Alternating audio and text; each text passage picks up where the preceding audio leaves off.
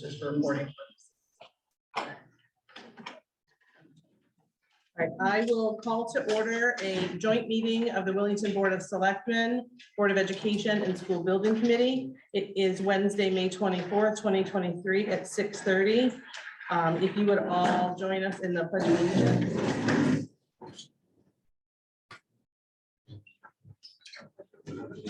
To the flag of the United States of America and to the republic for which it stands, one nation, under God, indivisible, with liberty and justice for all.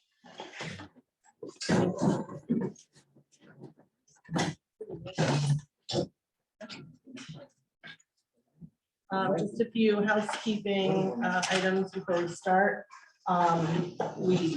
If we want, we can do an introduction of members.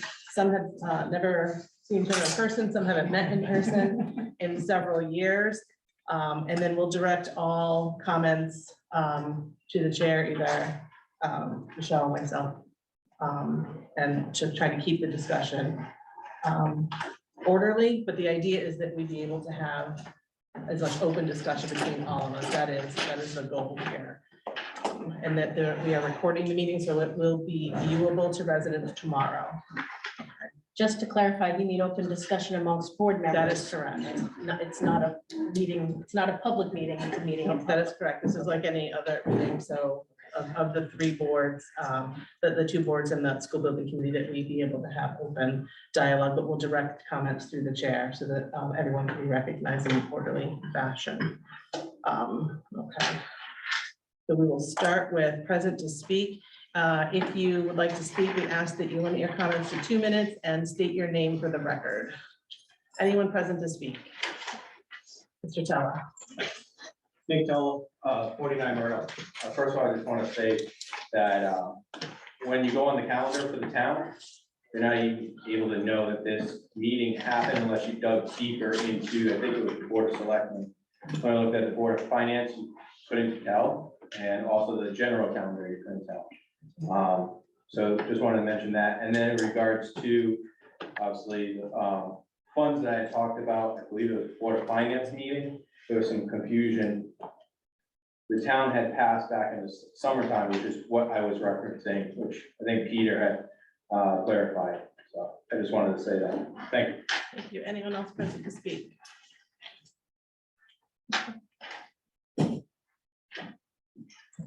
Hi, Samantha Sperry, 73 Lucian Road. One thing that I'm disappointed in is that this was not scheduled as was scheduled as an in-person meeting only. I don't see any reason for that. There's many members on these boards that have stated that they want to be as transparent as possible. They believe they have been and have even gone as far as to brainstorm a potential survey to ask voters in town why they made the decisions they made at the referendum and what went wrong. I think that that's lacking a little bit of introspection, that you can't see the ramifications from the choices that you're making, including the choice to make this very important meeting not available as a hybrid. There's such a larger turnout when it is a hybrid, and the option engages the community in the most accessible way, which is what you claim to want, but we don't have that option available for people who aren't able to come here tonight. This has been a long-awaited meeting ever since the referendum for what the next steps for the town are going to be. And it has seemingly been dragged out because no one can take responsibility for making a decision. The SBC has claimed to be well established for the past 2+ years, working diligently on your current charge. And yet in those 2 years, it doesn't seem that there was ever a discussion for who you guys answer to and what the potential steps are if the referendum failed, which it did. All the meetings I attended in person and mostly virtually, the topic of disbanding the SBC was brought up numerous times. It was either not accepted because it wasn't on the current agenda, or it was responded with, let's wait and see what the Board of Selectmen says, or let's wait and see what the Board of Education says. And 2 months later, here we are. We are seemingly missing grant opportunities because of your lack of direction. I'm wondering if you were confident that a new school would pass and that no one came up with a plan B if it didn't pass, which seems to be what happened.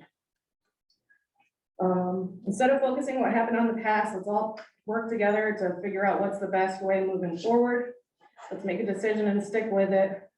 We've spent money accumulating data. The prior report, for example, is from 2017, but the majority of the projects are still going to be the same projects, just in worse condition and more expensive to do.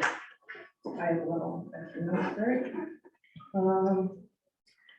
Sometimes it appears these boards have paralysis via overanalysis. You're looking at choices too subjectively and unable to make a decision. And it's becoming a detriment to our community because we're not achieving any results. It's a simple thing to do, change your charge and start working on the school projects. Thank you. Thank you. Anyone else present to speak? Mr. Monty? No, Monty, 16 Meadow Lane. Just a question, is there an agenda or just open discussion? No, there was an agenda posted for the meeting that had several items on it. Okay, you don't have copies here with you? I do not.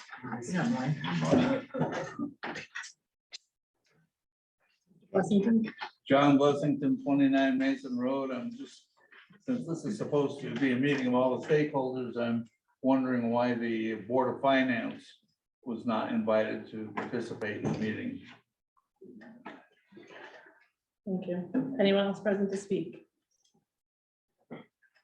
Joe? Joe Sherrill.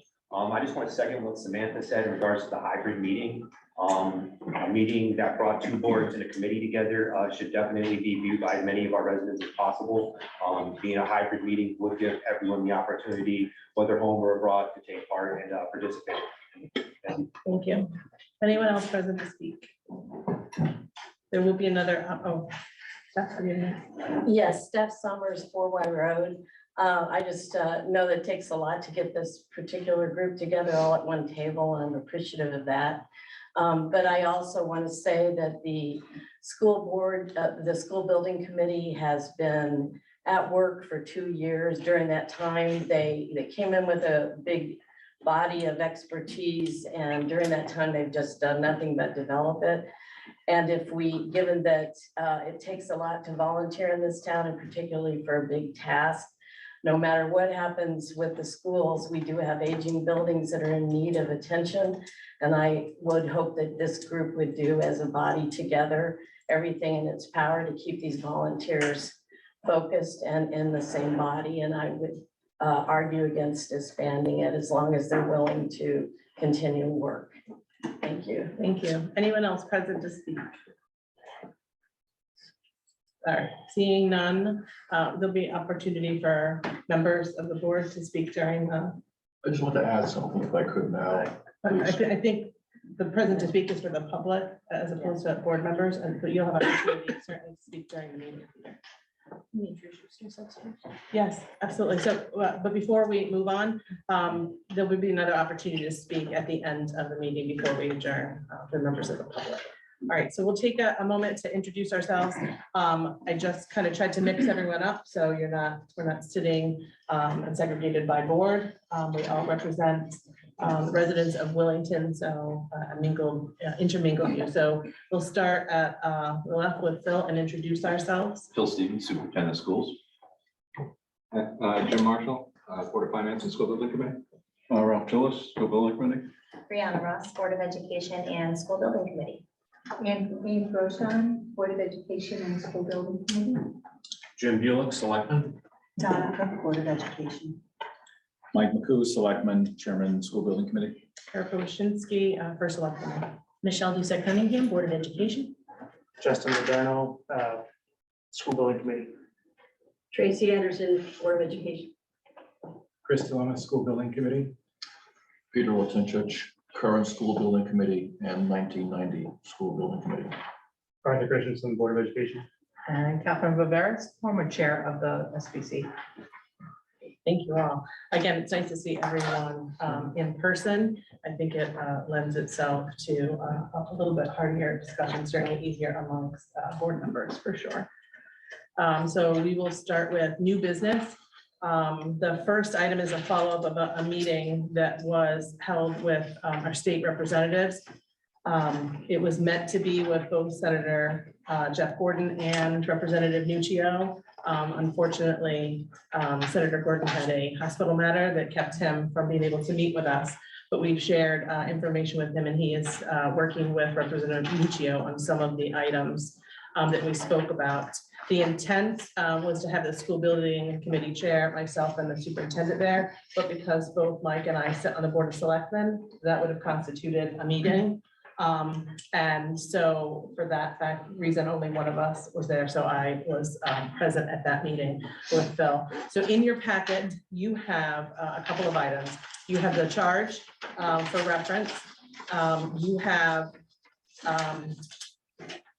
wrap up on a couple of different meetings that were held, one with Representative Nuccio.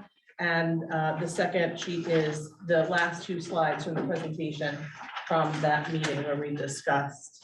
The highlight there was trying to discuss funding and state funding and how that impacts the town's ability to fund a building project, whether that be new or renovation or whatever term they're using at the time. And so we expressed then some of our concerns about not knowing that. Phil, do you want to touch upon that meeting? Yeah, so we basically ran through the real speedy version of the school building presentation we've had.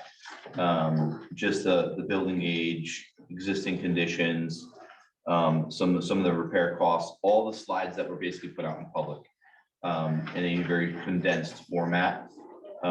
Scott Hellman was also there from Colliers. He joined us and really highlighted the space standard worksheet that we crunched over and over and over, and really that gets to our reimbursement rates. That was the real big issue. And just knowing, Tammy and Jeff had reached out and said, how can we support? And thought it was really important for them to understand the struggle of a town trying to propose a project with an unknown cost. You had the complete cost, the 60 million, but not knowing the reimbursement rate. And I gave her the example of, would you go past a budget at the state level that was between 1 billion and 3 billion? And I've got the chuckle, like, no, I wouldn't. And so I said, that's kind of where we were at. And so I don't like to go into meetings without some sort of suggestions and thoughts, just to see, because there's, sitting as a legislator, that these are the types of things she asks about. And so really, this is a snapshot of the meeting, but these are the last two slides. So the summary of the challenges that were highlighted. It'd be nice for any town to know their actual reimbursement rate before you go to referendum. She was kind of shocked when I said, she's like, well, your reimbursement rate is 53%, 63%. I said, that's nice on paper, but that's not reality. Because once you're starting into the space waiver and the space calculation standard, it doesn't work out that way. You get penalized. And that was new information to her. So that was a big piece of our conversation. Scott took some time to really talk about that space standard and our eligibility for the waiver. And she again understood that whole process. I think that from our perspective, if you're going to pitch a project, it would be nice for us to be able to get to a point with the Office of School Construction Grants and Review to say, here's where we're at for square footage. This is what we're thinking. We want to know if we're going to be eligible for this if this goes to referendum. What is our reimbursement rate going to be? And are we going to get a waiver? Because then you can tell taxpayers some actually concrete information. Instead of, it might be 25 million, it might be 45 million. That's a big window. And so she understood that. The conversation around the loss of reimbursement rate, if the new building was less expensive, she didn't know that and was surprised by that. And so again, it was an example of how our reimbursement rate got knocked down. Not having, the state has said they're really a proponent of consolidation and regionalization, yet there's no support for it financially. If you really want to be a proponent of it, you should support it financially. I shared that with her. Just trying to get the understanding of what's reimbursable. So again, as a state legislator, she's learning really on the front side of this. She dealt with a new school in Tallinn. She was part of that process. but finding out if we were just going to do small projects at a time, there's very few projects that are eligible. That was new information to her.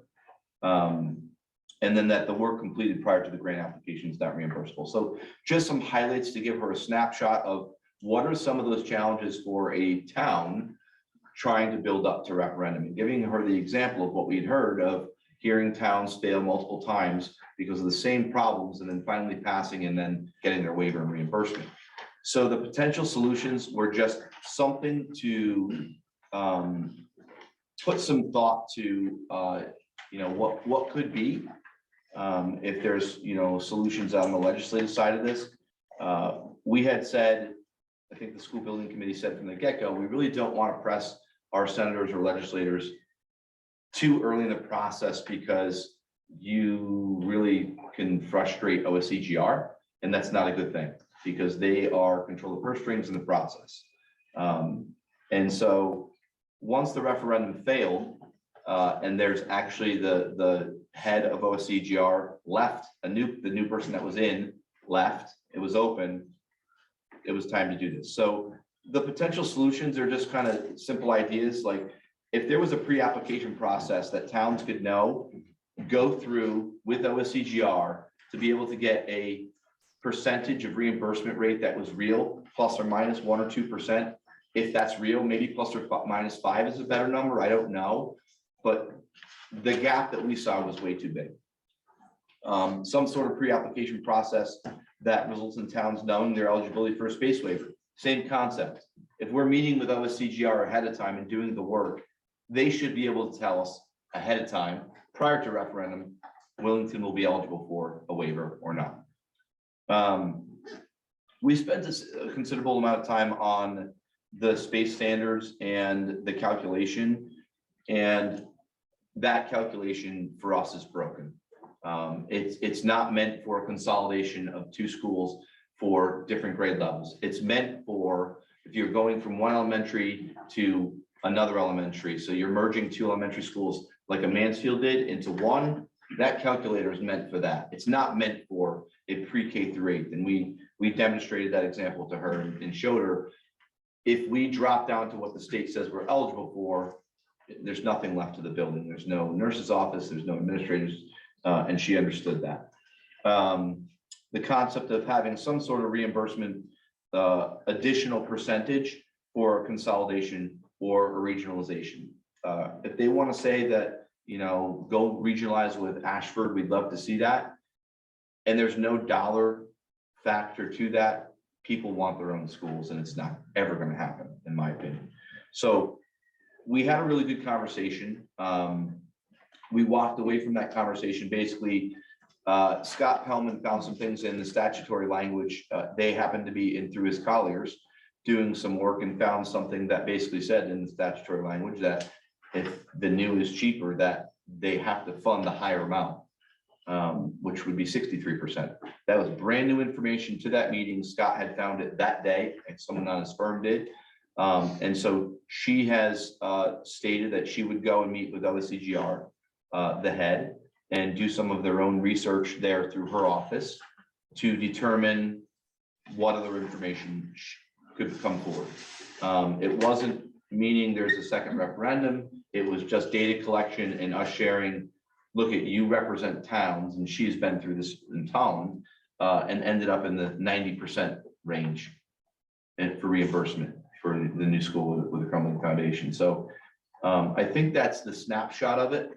And I have not heard back from her yet. We know it's budget season, and they're knee deep in that. So that we'll follow through in that. And that's where that was really the purpose of that meeting. And I think it was important to state that we were having a general discussion with her about our process, not necessarily new build versus renovation. Regardless of where we sat, we had the same problems. Correct. And that in a state that's encouraging consolidation or regionalization, the system is broken and it doesn't benefit. And so, hoping to speak with Senator Gordon and then bring him into that discussion to advocate for us as well, because many of his towns are small rural towns like Willington. And so they've, seen the same challenges that regardless of where Willington goes with this, this is something that needs to be addressed. on the whole. So this was, more about a more global discussion with what we learned in the process. And if we were to go forward with something again, now, 20 years from now, 30 years from now, these things should be looked at and addressed. So, comments, Ralph? I just want to mention, I think that making comparisons to Collins, Forest Grove is an anomaly because of their situation with the foundation and the fact that Mr. Diamantis was very, very Heavy-handed. pushy in how things went with that school. I was talking with one of the Manchester folks today. They're getting 60-something% on their elementary schools. I was surprised by that. And they were doing a, Buckley School in particular, was a combination of addition and renovation. And they got some nice reimbursement for that. I think their reimbursement starts higher than ours. They're many that do, and trying to understand that formula is. Oh, it's insane. It is. I will say, Ralph, that Tammy is well aware, and that came up multiple times in our conversation, that her town side knowledge of this process was through the Birch Grove building, and that she recognized it was very different. They were getting more reimbursement because of the crumbling foundation. So she recognized that, but that was the knowledge she brought to the process, and that's what she was familiar with, but would say, yeah, but I know we got more because Mr. Diamantis did this, and we got more because Birch Grove had these circumstances. So we know they're not apples to apples, but No, that's her I just familiarity. Brought Yes. that up for the benefit of the people who are Yeah. paying attention to this meeting. Can I just say too, I think it was also important, she knew who to go to. She knew because she sat in some of those meetings with some of the folks that fall under the director. Those people don't wield the same power as the director. And so she said, I need to get to the director, not the folks that are step one. Because during a good portion of that, she was chair of the town council in Talon. Familiar. Anyone else have comments, questions on this?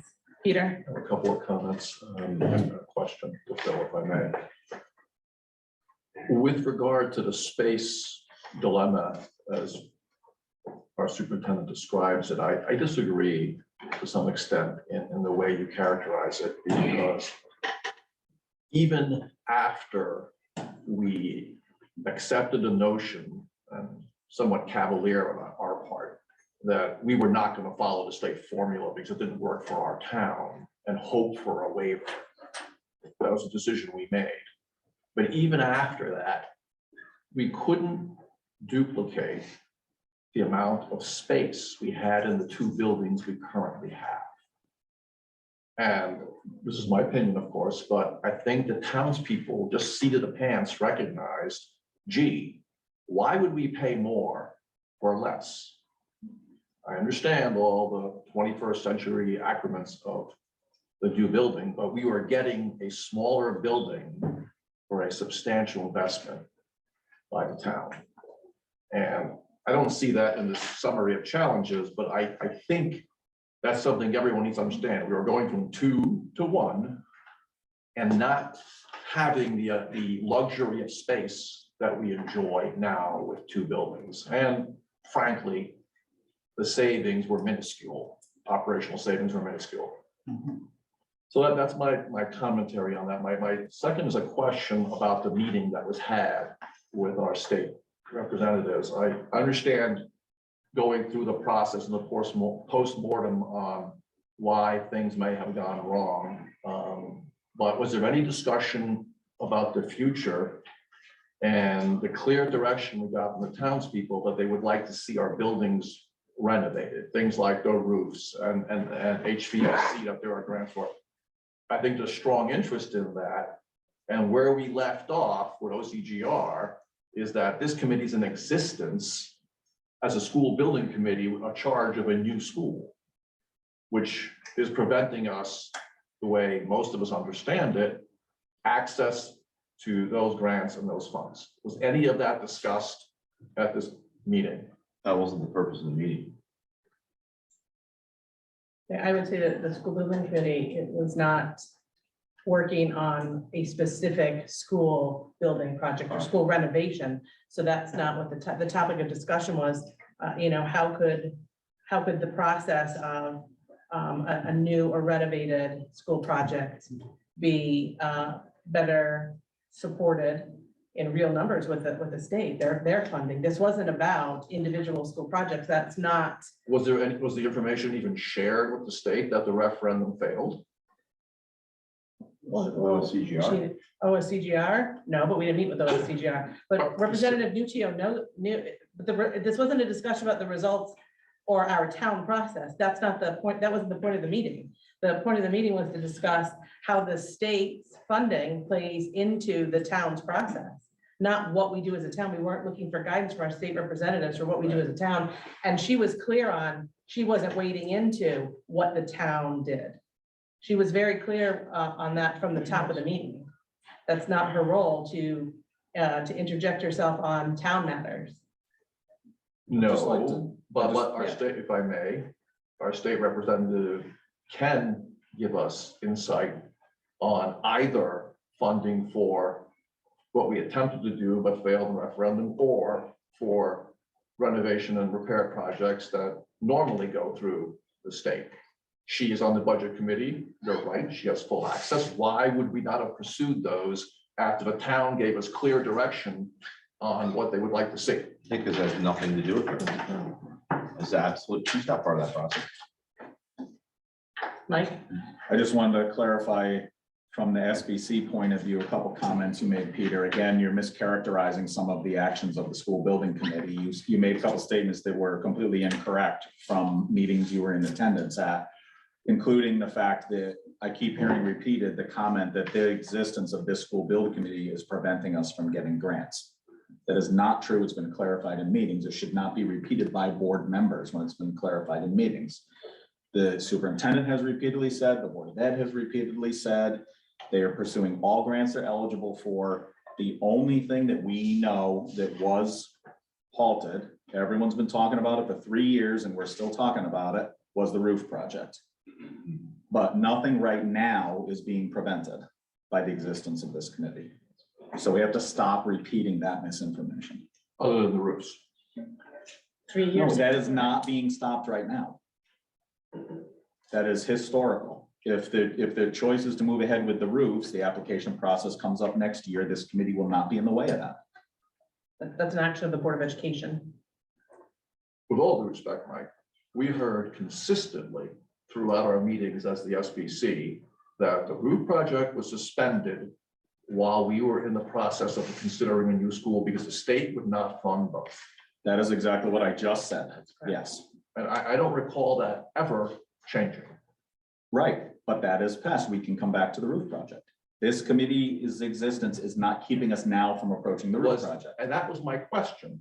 Was that clarified with state officials No, that but that wasn't the administer those funds? That was not, our state representative does not administer those funds.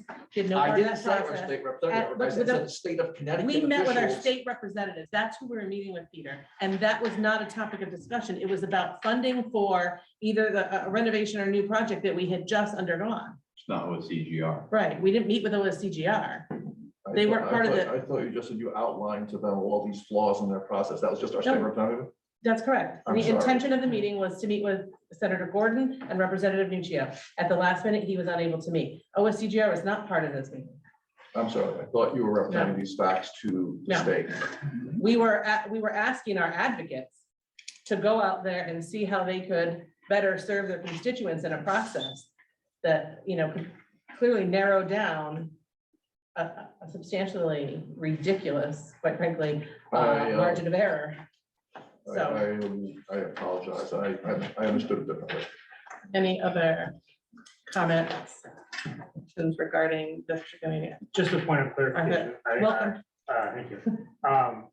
I know that the head of new head of OSCGR left. Is there a new head after him? I don't know if it's an interim still or if they've actually hired someone. All right, I'm just curious. Yeah, we did mention that at that meeting, like, who's in charge of that? Yeah. But you figure they'd want to keep things moving. Yeah. and I The think we- last I heard is it's still acting, but I don't know if Yeah. that's changed. Okay. And for how long? That does not move quickly. I understand, So- I understand, but you would hope. Yeah. Can I say something? Yes. I think that's a really good question and point, because they're following statute. And so the impact for a town has to be statute. So I got an email today from Tammy Nuccio with the education bill that was 36 pages long. And she said, can you look at this and tell me if you see any issues in it? And I sent something back and said, there's a big issue right here, and explained it. We had heard from several towns who went through the same process, the same issues. That to me means someone's not listening. And it's not the town of Wellington, it's not the Wellington School Building Committee, it's not the Board of Education, it's on the state side of the process. And we lived that when we were shut down with the roof project, like they just dropped the hammer and said, nope, that's it. So something through the legislation has to change, in my opinion, to be able to help towns. It doesn't mean you're gonna pass a project. It just means I'm gonna be able to put something out there. I'm gonna pass something to the public to say, here's a real number. It's not between this $10 million range that's, 20% of the project. That's crazy. I want to make sure everyone has an opportunity, so if I don't see you here on the ends, shout out. Donna? I'm a little confused. I was at the meeting where the gentleman, I'm guessing it's now two OCGR people, the original guy. Costa, yeah. Yes, Mr. Costa made it clear that the state would not provide us funding for projects because we were in the process of seriously considering a new school. We didn't know whether it was going to go new school or renovations. But at that point in time, the state was cutting off money to us because of what we were considering, right? So no vote had happened, no. And what I'm unclear is if the school building committee, as it is currently named and currently charged, stays in place, how does that not put us in the same place we were with Mr. Costa? It seems, and it may just be semantics, whether something's half full or half empty, it's the same thing. But it might be prudent to close down the SBC as it currently stands today and have a new group charged with what is the appropriate way to handle our facilities going forward.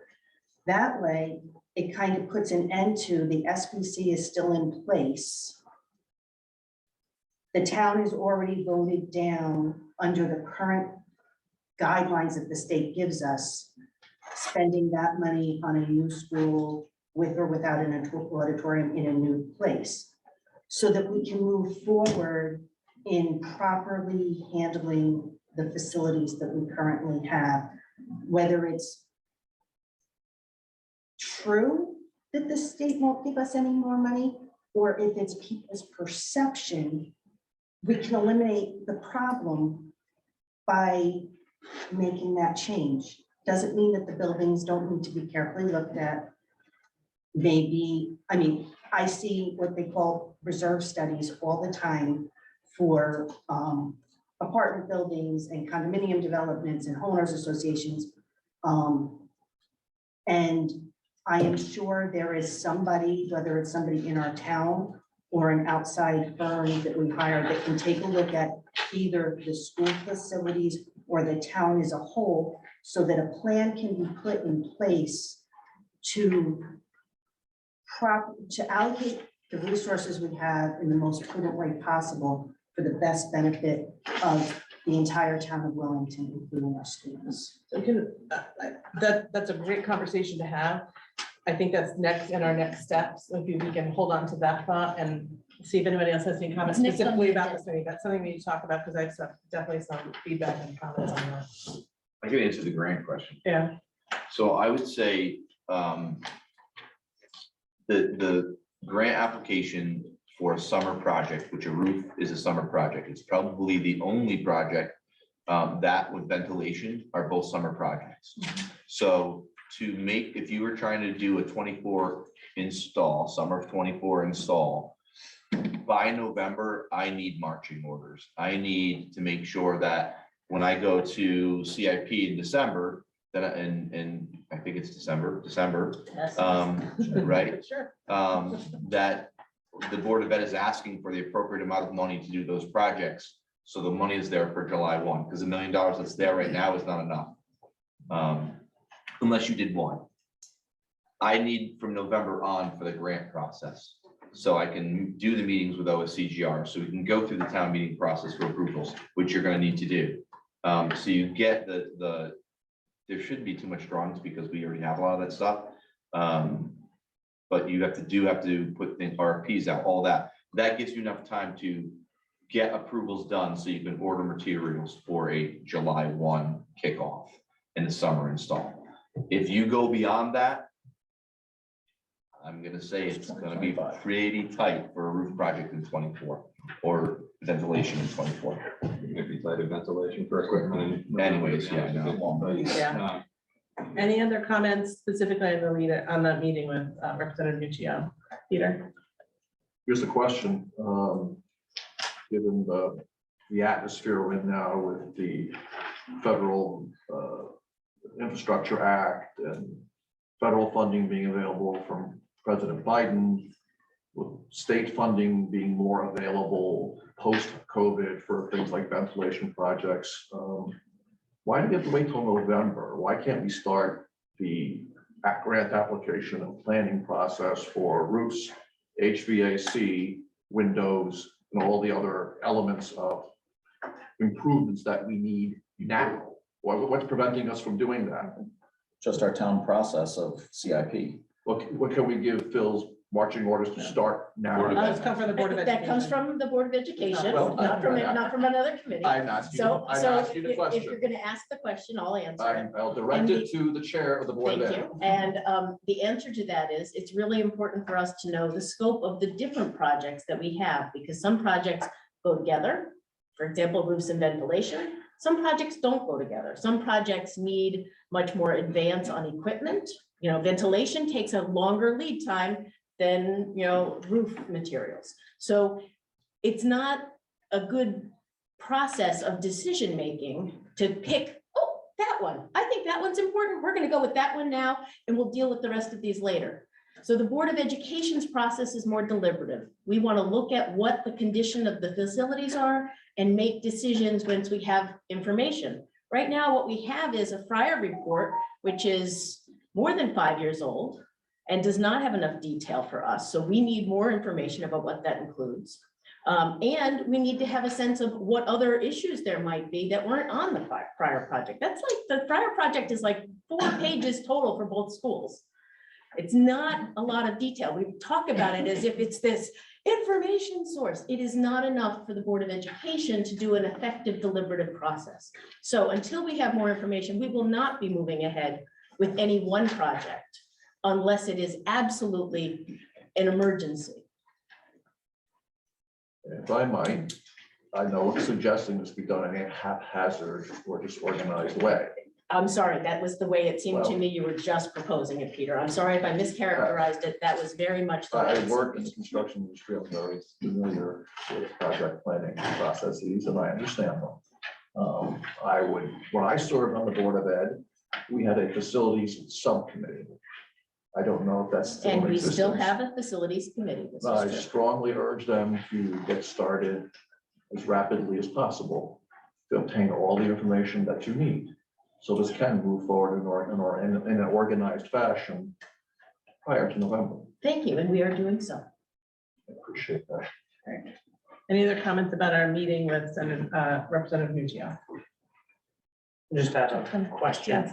This, the potential solutions, these were things that were proposed to them that would help a town in general, not them. Correct. It was, like Phil said, I don't need, there's only, Clean. if I wanna complaining without bring some offering, solutions. is bringing something to the table, like, here's some things maybe you start with, here's some maybe Some ideas. potential starting points for state discussions, like, food for thought. This is how maybe you can help us, so yeah, Clarifying that this was presented to them and not them to us. Correct. yes, us to them. Well received, and whether, you know, anything of this ever came from our one item would be amazing, and how long that would take, would be interesting. Just a note on timing of potential solutions. It's almost the end of the legislative session. Nothing is going to happen on any of this for more than a year. So this is really good long-term information for them to have. They're in office for another full term after, another full session after this. And this is good information for all of their constituents, whether it affects Wellington or not. It's just doing our good due diligence, correct, to tell them about a problem at the state level they should be doing something about, because it helps everybody, whether it helps us or not. Okay. Seeing no further discussion on item A, we'll move on to item B, discussions of the next steps of this SBC. And we'll start with, I'm going to start with the question that's come up, and I apologize, I was not able to be at the last meeting. That the SBC was created by town meeting. It is not a subcommittee. It is not an advisory committee. It is a committee that was created at town meeting with a specific purpose. The townspeople were asked to establish a school building committee for a building project, not new or renovation, but a building project of a pre-K through 8 school.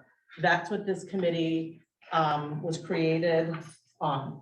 So the Board of Selectmen aren't just going to dissolve. You are a committee who can take action on your own. We saw that throughout this process. So this committee, like they did in previous years, could simply say, we're going to move forward. We still believe there's work to do. We believe we're done. We'll create a report and submit that to the town, to the townspeople. And, you know, large scheme, those are probably the two options we have. We either continue to move with the charge of this committee as it stands, or determine that our work is done and complete a report. Those are the big pockets of. Would you read that language again about the building project for a pre-K? Yes, so the question at town meeting was to see if the townspeople, on the recommendation of the Board of Selectmen, will establish a school building committee for a building project of a pre-K through 8 school. So it's of a Pre-K through 8 school was this this committee created for. So to answer the overarching question, can we just change our charge? Sure, as long as it fits into a committee that's for this purpose. Otherwise, I think we gotta back to the drawing board, folks. So that's why this charge is specific to a building project of a school, pre-K through 8. So if I just want to start, we discuss the components of the charge and the creation of that. Yes, Peter. Question on the charge before you start into it. I'm looking at the original call at that meeting. And I'm reading, it says to see if the townspeople will authorize the Board of Selectmen to appoint a school building committee to serve for a period of 4 years from said appointment. That seems different than the letter I received, which said our charge is completed when our task is completed, which seems infinite. Not that I'm complaining. But What I meeting don't minutes are remember you the reading from? 4-year. This is the call, I pulled up the shared folder. Town of Wellington received the record October 23rd, 2019, and it was the items 1 through 7 that we voted on at that town meeting. So that was different than, we went back in January 30th, 2020. And that's when this building committee in its existence was created So we using. changed what the townspeople voted on? No, it was No. voted, it was re-voted on. Correct. Yeah, I mean, I'm yes. trying to remember the scenario, but there was a problem with how it was done the previous That time, is so it was correct. redone. that is correct. By whom? Everyone, it was another, it was By town meeting, brought back by to the town meeting legislative again. body. It was brought back to town meeting because there was some sort of an administrative process error in creating, the appointments were done before the town. No, there it was- something. It was that the Board of Selectmen could create, it needed to be created specifically for town meeting. It was something in that realm. I don't remember. I have to go back to the specific notes. But the January 30th, 2020 meeting is the. A week later? No, The document you're looking at is from October. This is from a few months later, at the end of okay. January. And in that language, the 4-year term was dropped? that is correct. Because you were simply, it didn't speak to the members of, or the term of, it was just the committee. So yes, so this committee's establishment was specifically for our pre-K through 8 building. And before we start, I think it's really important, and Michelle, please, as the Board of Ed Chair, and a past member, co-member, when I was on the Board of Education and this discussion began in earnest, I think it's important that we remember why this process started. We had declining enrollment, which was very concerning, and increasing operating costs and per pupil. That was an issue Peter brought up for many, many years. And those two things are why we talked about needing one building. We looked at how we could handle lower enrollment, higher operating costs. And the Board of Education at that time determined that being in one building was the best way to mitigate those issues, and really the only way we were going to do that. We have 200 kids in a school. Our per pupil is going to continue to be high unless we start cutting programs, which I absolutely do not advocate for. And that's why we got to one school, not so someone could build a new school. Renovation was always an option. It was so that we could mitigate those really important factors. That's where this discussion came from the Board of Education. And once that was decided, we explored many different options, not just building projects. So we explored and contacted neighboring towns. We considered tuitioning out. We considered regionalization.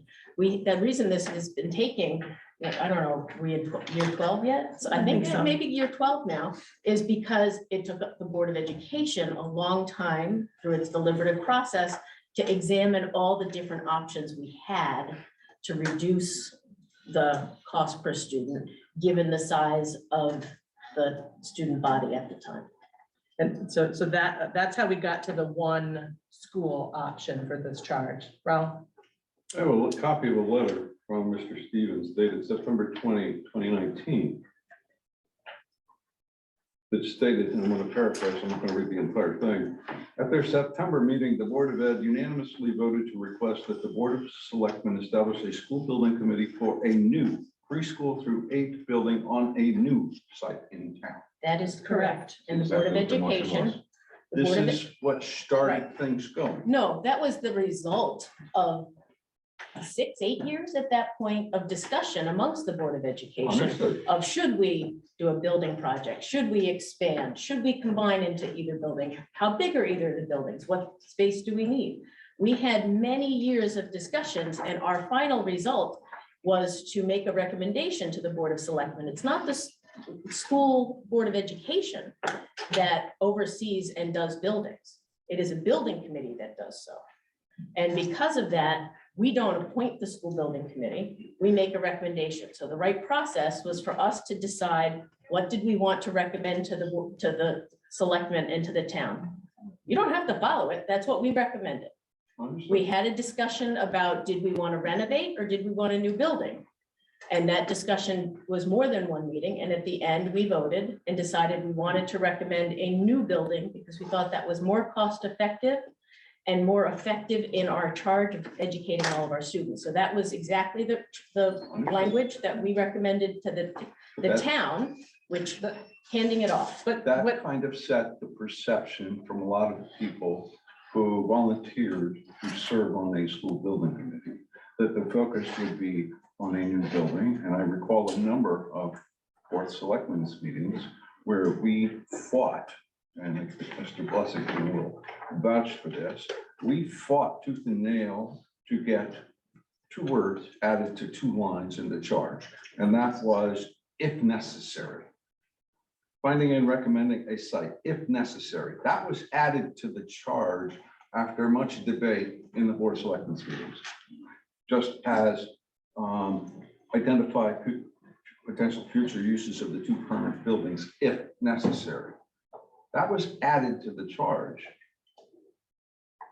So how does this help us going forward? It doesn't, right. So No, it doesn't. let's just be The clear point is- that the charge had a pre-K through 8 school. It did not have a new school. It was important to me that though that language, although recommended by the Board of Ed, that we had heard people say that we should investigate all, and so we did. So yes, those words were a matter of contention, because I didn't think they were necessary, because number one was defining a pre-K through 8 school. It didn't say new or renovated. It was a school. So you all have a copy of the charge.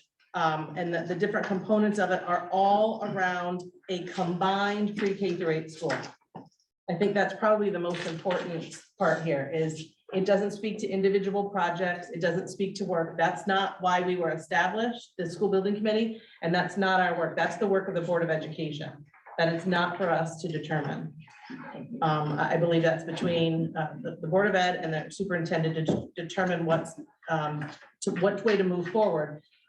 Whether they do that simultaneous with the school building committee that stays in existence remains to be seen. But to Donna's point, we knew back in 2019 by statute that if you didn't stay in a building for 20 years, but accepted the funding, that you would need to pay that back. Correct. Right? There was some challenge on that from members of the public, but it was very clearly stated to the superintendent and I at OCGR back in 2019 that that was going to be the case. So that's why they would withdraw funding. Do we know that they would now? No. We know that's Mr. Diamantis's take on it, but they could still give you the money for the roof. They could have funded the roof. And then if a project had gone through, they could have said, you gotta give us our money back because you're not there for 20 years. He chose not to go that route, and he chose to say, you're done. Your project is over. That was a choice made by the director then, which we didn't have any say in. And now that there's going to be a new director, we have no idea what That's correct. they're going to think, which is Correct. why I'm recommending that it might be prudent to, and I'm a little confused on who has the authority to do what. So if the school building committee has to decide whether or not they are going to be disbanded, even if they end up getting back together under a different name to deal with the proper way to move forward, or if the Board of Selectmen does it, I do not believe the Board of Ed makes that decision, because we didn't make the decision for it to exist. We just asked the town to do it. Am I correct on that? That's the way the process works when you're undertaking large building projects. When you're undertaking smaller building projects that might be eligible for reimbursement, you still have to form a building committee to sign off on the application that goes to the state for reimbursement. For example, the fuel tank replacement, if I'm correct, was one. We did not ask the selectmen to call a full school building committee over one fuel tank that we had to be replaced. It was a substantial amount of money, and we knew we wanted to be reimbursed for it. So we created a school building committee of the whole Board of Education to review that application before it was submitted. In part because of timeliness, we needed it fast, and you can't necessarily then to see how long it took to get a committee started. We did not have time, and we needed to answer that quickly. And it was not a huge project that required external expertise beyond what we had. So there are different situations in which you might call a big committee, but anything for reimbursement requires a committee. How we choose to fulfill that is, different ways of answering that call. Yes. I was gonna say, one of the things I think that might help is if we have some clarification about process, about what we might do here tonight, if we were going to change the charge or the name or anything else, is that something that is possible here, or does it have to go back to town meeting? Tell us about the process, not about the content. The school building committee and this group, these 3 boards would not change the committee. The Board of Selectmen could change the charge. We could amend the charge, but the charge is based on a committee for a very particular purpose. So it's not as easy as saying, we're gonna establish this committee for, projects that were as a result of the prior study and studies moving forward. That was not the purpose. So it went through town meeting. So we don't have the authority to change the committee as it stood at town meeting. I think that's really what's most important here. The charge could be changed, but I would also say it is not up to the Board of Selectmen to determine at this point what direction the schools go. And we knew then, when the roof project went to town meeting, we knew we had the school building committee established when Bill was in the process. So those two things were happening simultaneously, and many stakeholders had been made aware that the funding, we didn't think the funding would be full, but that we could have to pay back Yes. if we didn't, right? That, we always knew that, and the town still chose to move forward. Again, with a project that had reimbursement and significant reimbursement. So the Board of Education could still say, let's say that the school building committee stays. That has yet to be determined, but let's say that it does. For argument's sake, this Board of Education could still go forward with a roof project, another reimbursement project they felt was right at the time. And it's up to OSCGR whether or not they provide funding for that and accept our application. Do I know if that will be different now? I have no indication. There's no current head at OSCGR. Ralph? I just want to ask probably an inconsequential question, but if we had moved forward with the grant for the roof and then ultimately moved forward with a school building committee and at some year in the future, started construction on a new school, would that grant for the roof have to be paid back in total, or would it be prorated? Yeah. Prorated, Okay. prorated. So then 1 year, 2 years, and we knew that coming in. But yes, so let's say we had, this project had gone through and it was a renovation of Hall School. The money for the roof on Center School would have to have been paid back because it was no longer being used as a school. Once it was No stopped longer being used as a school, that's correct. So it could have been another 2 or 3 years. It could have been another 10 years for all they knew at OSCGI. Understood. Yeah, My point is that, what we would have had to pay back might not have been such a big amount. it might not have been, and we knew that going in, right? So we were aware of that and still chose to move in that direction. The decision was made for us, which is disappointing. Well, I that don't was know that the one current, particular person. that is yes. correct. And I don't know that moving forward, we would see the same actions. I think they would say, that's your decision as a town. If you're willing to do that and pay it back, that's on you. Here's the statutes, here are your potential issues, you decide. It's kind of a moot point now. It sure is.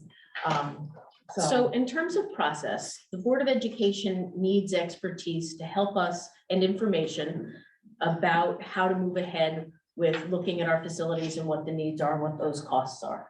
Accurate, up-to-date costs of what those actually will cost to make those repairs, not estimates with, adjusting year to year. Given inflation and cost of materials, I want something respect. I don't want inflation added to past numbers, because you're right, there's a chance that they've gotten worse and it's a different project. So we cannot build on the Fryer project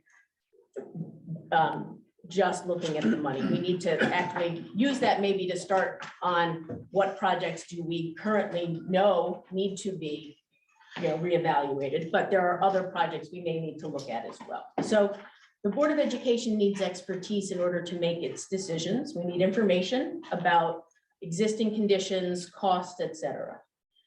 It seems to me we have a group of people in town who have that expertise that we could rely on. But my process question is, if we were to do a different type of project, a roof project, a renovation project, an expansion project, any kind of project, because it is not a pre-K-8 school, we would have to, it's not a change in the charge, it's a change in the committee. So we can depend on individuals' expertise, but not the collective body. That's how I see it. Okay. Yes. And Mike, that as school building committee, that's your understanding too? Yeah, that's Okay. what I seem to be coming to as we sort of work our way through these little pieces. Critical was how were we made and which process made the committee, which process selected the charge. So that tells us how we undo those things or modify them, which I think is what we're getting to. And I think the historical perspective is really important to understand how we got here. But now we have to say, we essentially have this time since March 28th, where we're sort of going in a circle trying to figure out how to be effective for whatever it is that is good for Wellington. And so now I think it's good that we're all here. I think the reason the SBC asked these groups to get together was so we can figure out how to take everything from the past and go forward. It seems that whatever process we need to undo, at least to the point where we can create whatever school building committee, whatever we're going to call it, a lot of it's semantics. We need to find the right process to recreate and allow us to get working, and the charge appears to need to be different, and it probably needs to be a little less specific. So that it can be, so that if the projects go towards a roof or go towards what, like you just said, the list of possibilities, Right. that the committee has a little bit of ability to support the Board of Ed, the Board of Selectmen, the townspeople in pursuing that direction. So if it's just throw the whole thing out and start over with a new school building committee and ask people who are still interested, I would imagine of the 10 or 11 people, some people might say 2.5 years was enough. Are you sure, Mike? 2.5 years could barely be enough. We've been working on this for 12 at the Board of Ed. You got time to catch Right. up. And We but don't all, meet every week. but all kidding aside too, But, yeah. there is a lot of knowledge that's been Yes. garnered in this process. And if, as I've said once before, sort of passionately in a meeting, if I, as a taxpayer, am looking at who I want on a school building committee, I expect there to be people with project management experience. We know we have at least 2, if not more people with that. I know I want people with building engineering or elevator experience. We know we have one of those, right?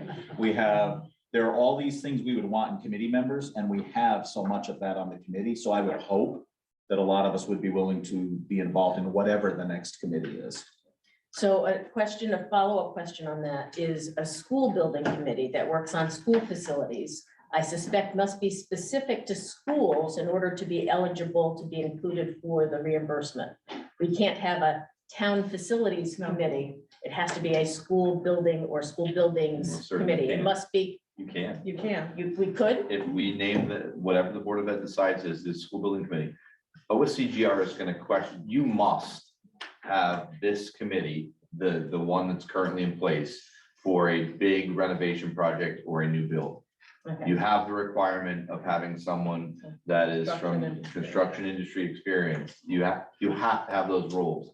Mhm. Something like the oil tank, you can just have a subcommittee in your Board of Education make those decisions, and you just tell OSCGR, my committee is my Board of Education. And they say, okay, as long as it's gone through the group, as long as you have passed town meeting, as long as you've gone through the proper channels with applications, they're not gonna stop that process. Right, so basically, It's the Board of small. Education could say that standing building facilities committee is our school building committee for project X. okay. That is They possible. Thank Someone you. just That has to was my make the question. call. Correct. Well, Okay, I want to address something that Michelle was speaking about earlier. You're hoping for exact costs in today's I'm market. hoping to a closer gonna cost than what we have. I spent. I recognize accuracy is daily, right? Okay, I was sitting in a future schools forum this morning Mhm. up in Framingham, and this topic came up as to what the prices are running to. And we look at one school. Baltimore did one, pre-K to 8, 94,000 square feet for $365 a square foot. Not bad. Ours was what? $800 a square foot? Doesn't exist in this market, bro. The thing is, the point is, if we're going to do a serious upgrading, expansion, what have you, of any building that we have, we need to have the funding to put a competent architect on board in the beginning, which was resisted by several members of the school building committee. We should have done that in the beginning. We should have had that person helping us with the process. So Particularly. we had a when we were- competent Particularly when we were looking at doing something with Hall. So a question about process is that if we don't have facilities manager of any sort in the town, we have custodians and head custodians, but Phil, you have acted as the facilities manager for the time that you've been at the school. And it does seem like we need more expertise to be able to do this and to know what we're doing internally. We could put it to a volunteer committee, which will take a very long time to collect some of that information, and we'll still need to hire outside expertise to help us evaluate and get it right. Or we can invest in hiring a person whose job it is to look at our facilities and then to bring in additional expertise if they need to know, if their weakness is on plumbing and we need to know something specific about the plumbing in one of the schools. Is that something that would be managed by a town? That would not be overseen by a school building committee. That would be a town, if it is a town-wide facilities person. Or if we hired a school facilities manager, the schools could do so, and then the town couldn't use that person without an agreement, right? So, I mean, there are other ways to bring in expertise. I understand and I value that all of you, even though I made a joke, Mike, about the number of meetings you've been going to, you noticed I was not on the school building committee and 2 of my members were. And I appreciate the fact that you guys have been meeting a lot to get to this point. But the question is, the school board needs information, and what's the right next steps for us to take to get the data we need and to have the expertise and to not just let things disappear without a thoughtful process. Peter? Couple of comments. This is the second time. I'm sorry, Catherine. Oh, please. Sorry, I mean, I was gonna recommend that we have this prior study, right? But it's age. It needs to be updated. So that's the first thing I would do. I think we need as a town to get that facility study updated so that we know what we're dealing with. The other question I had is when you were discussing about, you made an example with the project, was it the hot water tank? The fuel tank. The fuel tank. That was a smaller project, so it didn't require a bigger committee. So what does the state have, like a threshold of smaller projects do not exceed 100,000, bigger projects over 100,000? How do you distinguish between when a smaller committee can be created and a bigger committee has to be created? Just thinking that might have been under a certain director. I don't know. I mean, remember, we started all this under a very, I think when the scope of work very is, different. when the scope of work is reasonable, they're gonna say, look, you need, I mean, we hired an expert when we did the oil tank. Yeah, We hired someone, and they helped us through the grant process, so you had some kind of correct, expert. Okay, yeah. along with the Board of Education, but there was no So that requirement. supported the grant application, okay. But we hired an outside expert that cost us money to hire in Right. addition to, so the question is, how do we make use of the expertise that exists? How do we go about, and should it be something the schools do? Right. Or should it be something the town does for town facilities? Is it something we share and do jointly? What's the process that people are thinking? And that's why I was asking about, sorry, that's why I was asking about the threshold. Because I think knowing if there was a threshold because our goal ultimately is to do a project and get reimbursed for it, right? Yeah. And so as long as we follow that application, we've created a committee, we've hired experts, here's our estimate, here's our design, here's our reimbursement, and you get the reimbursement.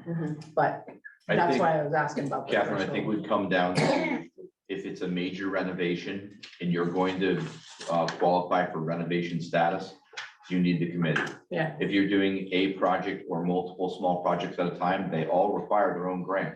Yeah, I can't do a grant that's an oil tank, a roof, and ventilation. They're all 3 separate. I have to do 3 separate grants. So if it's going to be new build, absolutely have to have it. If you're gonna do a major renovation or an addition, you have to have it. But when it comes down to those smaller projects, no. So and I think you asked where that language is. I know we had language, and I don't remember all specific statute that spoke to who had to sit on a committee. It was for a specific reason, and Jim may be more familiar with it. I have a copy of it in my office. And so that's where it said you have to now have someone with construction industry and experience. That was by statute, but not for an oil tank replacement or window replacement. So I can pull that and share with you. Yeah, I'm just what the curious. criteria was for that larger established committee, which is why we went in this direction. so in summary, so my recommendation would be, you have to know where you're at before you know where you're going. So we need to establish what are our existing conditions today, because back in when they did the facility study, whatever it was, 5 years ago, things could have worsened. It's certainly not going to get better. And so now, knowing where you are, you can reset your priorities, say, okay, we've got these 30 building projects that we want to tackle, but there are 3 most important. And if your roof is leaking, I would say that's number 1. So would you include the where we are at, the cost of what it would take to repair that? Or are there options under cost that you should just focus first on where we are at and not on the cost of addressing it? It depends how much money you want to spend on that facility study. I mean, it's really a facilities assessment first, Okay, you know, and if you want him to do the estimate or the company to do the estimate, then so they're you gonna could charge break you. it into 2 parts in the estimate. They're gonna charge you to estimate how much all of that work will be. And so it'll be a town decision if you want them to apply cost to it. Thank you. If I- Peter, No, you I'm can gonna go to first. Peter, then Mike, and then I'll come to you. Peter? Yes, in the spirit of what's supposed to be an open conversation, I'd like to get some feedback from everyone else. You guys are the 3 chairs, I get that, but it just seems like a two-way process here. And we're doing that on purpose, Peter, because there's so many people, we can't even look at all of you at once. And that's why we're trying, we don't follow Robert's rules directly to the letter of the law. If we were, every comment would go through the chair. We're trying to find a balance between informality and productivity and efficiency. It feels Anybody, unbalanced. anybody I wanna who's keep us- interested yeah, can raise part their of our hand. job is to keep us on topic. So now I came to Mike. Mike had his hand up and then Jim. I'm not finished. Do you have comments about this Yes, discussion? I do. Okay. First, I agree with Michelle, the process is important. And the most important element of the process is that we respect the townspeople and our town meeting form of government. I'm sensing there's a direction now that we would reform a new committee, and that would make sense. Because a lot of townspeople are saying, gee, the referendum rejected a new school project, but we still have a new school building committee. It just doesn't feel right to anyone. And having a purposeful committee redirected towards our existing buildings does make sense. I would also suggest that we use the resources we have available. I think it's a frustration in the community with this endless, we need more experts to tell us what to do. And I think the Board of Education and a new committee could rely on MCOR. Because that's what a expert would do. He would call MCOR, who's in our buildings now, and say, what are all the issues? And then they would regurgitate that in the form of a report that we would pay another $200,000 for. We also have Siemens as our energy partner, thanks to Christina. And we could bring them into the process because they're supposed to be an active participant in our energy footprint. So I would strongly encourage that we utilize the resources that we have and people that are knowledgeable about our facilities. Lastly, I think there was a strong criticism of the SBC throughout its life, and justifiably so, that we acted in a vacuum. We didn't consider what the CIP funding was that was available. We didn't consider other building needs in town. And I would suggest that if possible, and Phil seems to be indicating that this new committee's charge include all the town facilities, so we don't make that same mistake again. I didn't say that, but that's okay.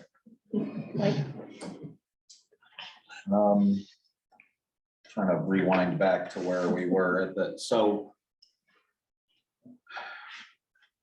The challenge, I think, there's a lot of conversation here that I had little reactions to along the way, and one of the things was, like, to Ralph's comment about having an architect on board there early, there's a lot of value to that expertise. Then we're hearing an argument, we don't need to hire expertise. Then we think back to getting the $100,000 blocks of money approved, and that was difficult, and that would have been needed to. So I'm thinking through all this and trying to figure out what is it that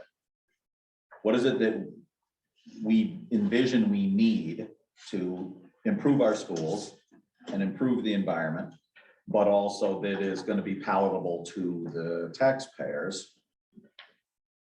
And then that brings into my mind, well, what would this cost to do this update and improvement of the fire information? Because we know, one, the fire information is old, and two, that it is not detailed. So what would it cost to do that? There is some money left in the SBC's approved money from the taxpayers. I don't know that the thing we're talking about is gonna be purchased with $50,000 or $60,000, which is roughly what is remaining of the SBC money, and that was just a rough number. So does that help speak to how we modify the committee and the charges so that we can still make use of the money that's approved to use, or is that not enough money? Do we start over with new town meeting approvals? Will there be any money to use at all? I guess I'm trying to think of how we get all this and then start moving forward.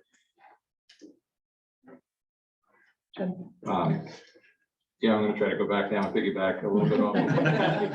But it's kind of a follow-up on what you said. I mean, from my perspective, yes, the facility condition assessment is a necessary first step because the numbers are dated, the projects are dated.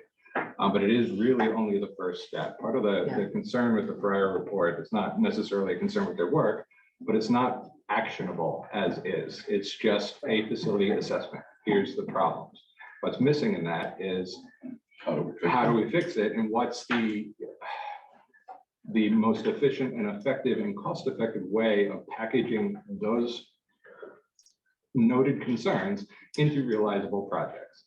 That's one tack. So ultimately, yes, that's going to require assistance from the professionals. Ideally, you know, at least from my perspective as one of those professionals, you know, you're having a full architectural A&E team, architectural and engineering team, go out, assess the buildings, do an up-to-date facility condition assessment of all services, and providing potentially associated costs with that. But there's a second piece to this that I want to recommend.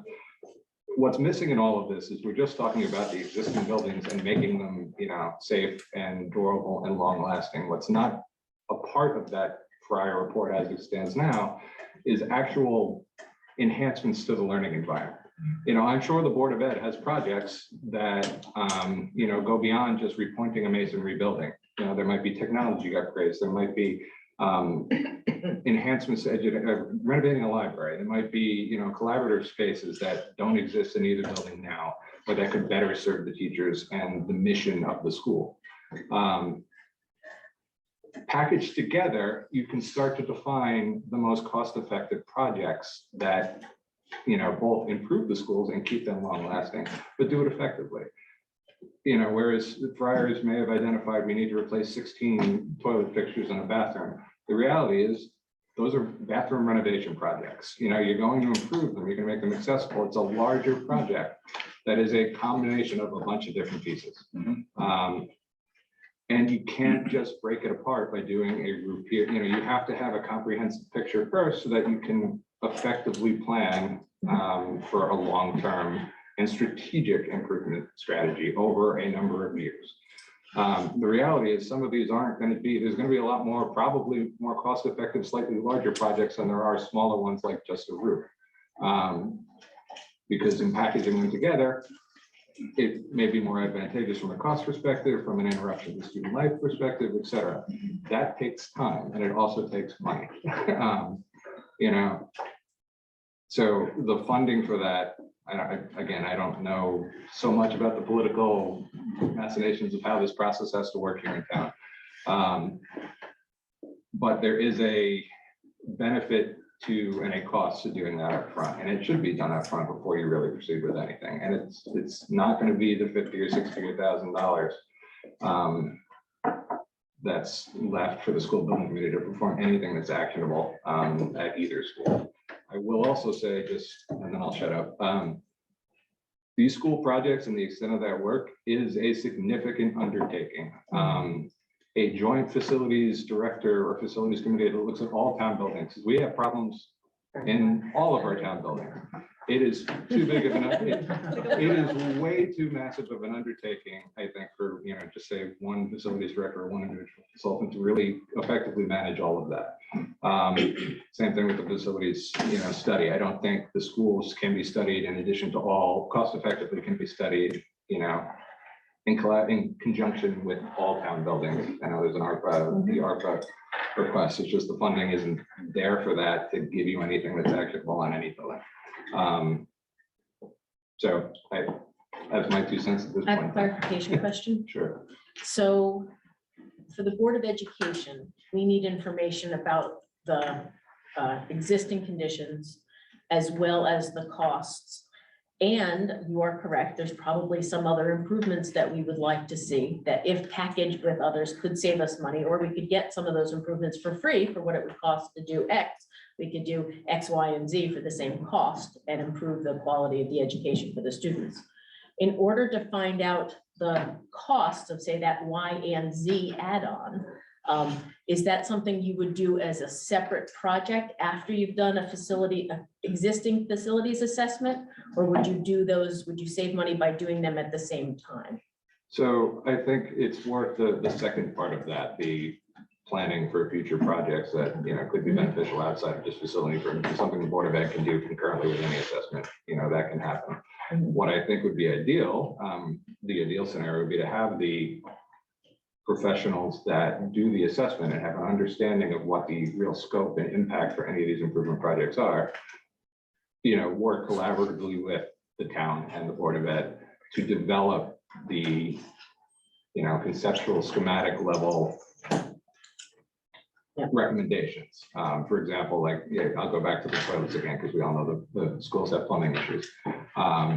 We're not just replacing fixtures, we're not just replacing toilet partitions, we're looking at that professional takes the knowledge that they have from their existing condition assessment with the needs of, how best to serve the students by input from the Board of Ed, and creates okay, it's going to be, here's a new toilet project, and this is the cost for a comprehensive toilet project rather than individual parts that really effectively aren't doing much for you.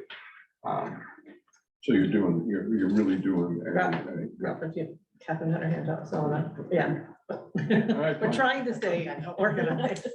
I was just gonna add to what Jim said, and Michelle, you asked the question, would it make sense to hire the professional to do the facility study first and then hire a professional to do the improvements after? I think one of the approaches you could do, as the town could do, is hire the professional with a certain task. Here's your assignment. We want you to reevaluate the schools with the facility studies. That's task A. Task B would be, give us some recommendations for how we can enhance our learning environments, because they're already going to be there evaluating our schools. So why not? If they think, hey, maybe you can have radiant panels, or you can add this will be a huge benefit to the learning environment. Let's tap into that, but just make it a separate assignment. I think the challenge. A large RFP. It should be a single RFP with. It'll save the town resources from having to bid it out twice, just give him two distinct assignments. And then one last thing, I think the challenge for the town and all of the committees here is gonna be, once we have that list of projects that the schools need or the facilities need, how do you prioritize it? Who prioritizes it? What year is it gonna be done? These are all things, and then you have to tie in all of the construction aspects, the lead times, roofing. Phil, you made a comment about the roofing, that we gotta do it 6 months in advance. No, you need more time than that. Material on the roofing, that is like 10 months out. One of our projects got canceled because we just couldn't do the schedule. We couldn't meet the schedule 10 months out for material. So I think we do have to be realistic about material lead times, especially post-COVID. And the other thing I'm finding is that with the budget and the cost, whatever you think it's gonna cost or what it cost you maybe a year ago, just double it, because these costs are coming in outrageous.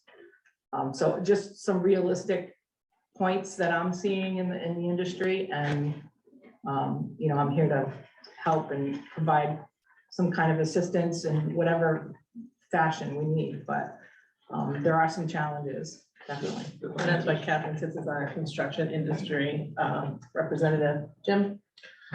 I was really hoping to have some Board of Finance input in this discussion as well, because once you get that giant list of things, let's say it's $100 million. Yeah. You think the town's gonna pass that? They'll vote that down just as fast as the $68 million one. It's important to make an honest assessment. what do we think we can raise capital spending by? What, there's a certain amount we think the residents could probably tolerate. The Board of Finances does this all the time during their budget process. And I think if you work from how much of that increase, you can then develop a capital budget. And that helps you pare down. Then it's like, well, I know I only have this much to spend. I got this giant list of things. What do I prioritize? And then that professional can help you prioritize those items to fit in there. But if you don't look at it from a financial component and you don't give a clear understanding for the townspeople what they can afford or what's going to cost, and I think it's doomed to failure again. That's a very key cost schedule and scope, right? Those project managers on the board here, around the table. Speaking of finances, what are we looking at for approximate reimbursement if we take this approach? Any idea, Phil? Minimal. Minimal, like. Roof and ventilation, That's it, roof and ventilation, and then we pay for the rest of it. 60% on roof and ventilation. Okay. And Very, and very everything few else, projects it's like up to qualify. 5% maybe, like closer to 0. Okay, okay. So we would be counting on the Board of Finance to fund it, to pay for it. Tracy. I'm sorry, Amber, you done? I'm finished, thank you. Tracy? Well, I have a couple points and it's all over the place here because I've been like taking notes as I go along. Going back to the discussion about the charge of having a school building committee or dissolving it and, you know, making a new one. I've been on Board of Ed for 6 years and I feel like at least half of that or more was, first of all, deciding we were gonna do that, make a charge to the town. And then it took 6 or more months to get a committee to even get started. Before it was appointed, it was 6 months before the applications were coming in and the decision was making and it was starting. But I hear an urgency amongst townspeople here and outside saying, we want these things started now, we want them done quickly. So there's this discrepancy between the process we have to go through and the reality of how long it's going to take for it to happen. We do a new study. That was before I even came on the board, that study happened, and now we're 8 years later saying those numbers are terrible, we can't use them anymore, and we have inflation happening, multiplying daily, practically. You go to the store and what you bought yesterday is already gone higher, no matter what material you're talking about. Another frustration I find with this is the process of how we build projects. So most recently with all this process with the school building committee, realizing the process in town, when you go put things to CIP, we vote on them in May. Then that project comes up, we have to go back and vote again. And sometimes it takes 2, 3, 4 times before that project's get approved. Now we've lost time, things get worse. We've gotten frustrations between it. So is like the whole process is frustrating when we're doing it piecemeal, yet we're talking about taking apart a committee that has the name school building committee, and I'm a reading teacher, so semantics matter here. Building can mean the existing piece of concrete, or it can be the buildings we're working on, like how we're fixing that. Like, there's different definitions. Could be a verb. Okay, there's different definitions for it in different parts of speech, okay? So that frustrates me. So yes, the charge maybe needs to change, but the name is semantics. I just have to say that. And another piece of that is we sent one question to the town, and I may be opening a can of worms by saying this. We sent one question, but we had many questions that were sent out to us in a survey. There were many discussions amongst the townspeople. There were many reasons why people wanted this or that, or didn't want a new building, wanted hall renovated, wanted us to keep 2 separate ones. So I find it hard for us with the 6,000 so many people in our town and not necessarily hearing everybody's opinions all the time until you go to vote, knowing the direction we should be taking, because some people in this room think we should just renovate the pieces that need to be fixed. Some people are saying we need to enhance what's there. Some people may still say we should go consolidate to one building, maybe not build a new one, because that's what got voted down by a large majority, and I understand that, but we still might want to do consolidation. So I'm listening to all these things and I'm just like, what about all these other pieces? And I think that we have to kind of, I don't know. Tracy, I'm going to use your comment to segue into the next item, which is discussing additional data. And when I say that, I mean there was discussion at the SBC about what additional data do we need after the referendum. Was the result no? Yes. Is anyone arguing that? No. But I can tell you, I have many questions about why people may have voted no, from the multiple people who asked me where they went to vote down the new high school. Because E.O. Smith is just fine, and how do I do that? And guess what? I pointed them to direction to vote, because that's my role here, not to get in the way of how they vote, right? And educating them, the time for that on referendum day had come and gone, and was not my role. So I think there are people in town who voted for a multitude of reasons. And from that discussion, I learned on a multitude of projects that weren't on the agenda. So I think we have data, we have information to glean from the referendum. What we do with that, is up to this larger body, but I think we can learn. I think we have things we need to learn from that. And with that, Mike and Phil, if you want to talk about the meeting you had with the folks from UConn. Share your thoughts first. Sure, it's a while back now, maybe 4 weeks ago, maybe? The end of 26. You have minutes in And front you of you. have the highlights in your The packet. highlights in front. On That's the true, back I of do the- have it. back of the packet. You want to start? Sure. So the suggestion was made to contact UConn because they have a major that's around survey. And so Mike and I had a Zoom call with a couple individuals from the School of Public Policy and just posed some of the information to them about where we were in the process, what had happened, and wanted their take on how do we move forward so that we move in a direction that taxpayers will support. Whatever that may be, we need to know. And I think, Tracy, you just hit the nail on the head. It took us a while, I think, to say it, but we have no idea what will be supported right now. We do not know. We know the project that was put forward, the one project that was put forward was no.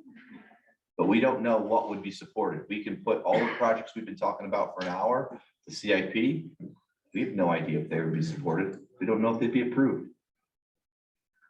So the idea was to get a survey done and have this group support us, the SBC, to see if they could even do that, to gather data that was not necessarily around pricing of projects, but to get information about what they would support. Do they want to see a consolidated school or not?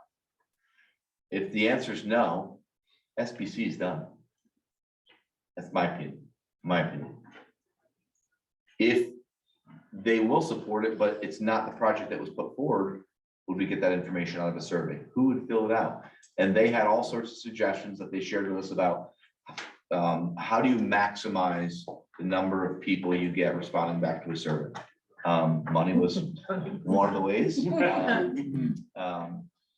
But trying to really gather the information, and they wanted to take what we shared back and kind of stew over it, come up with a potential price and some thoughts on strategy.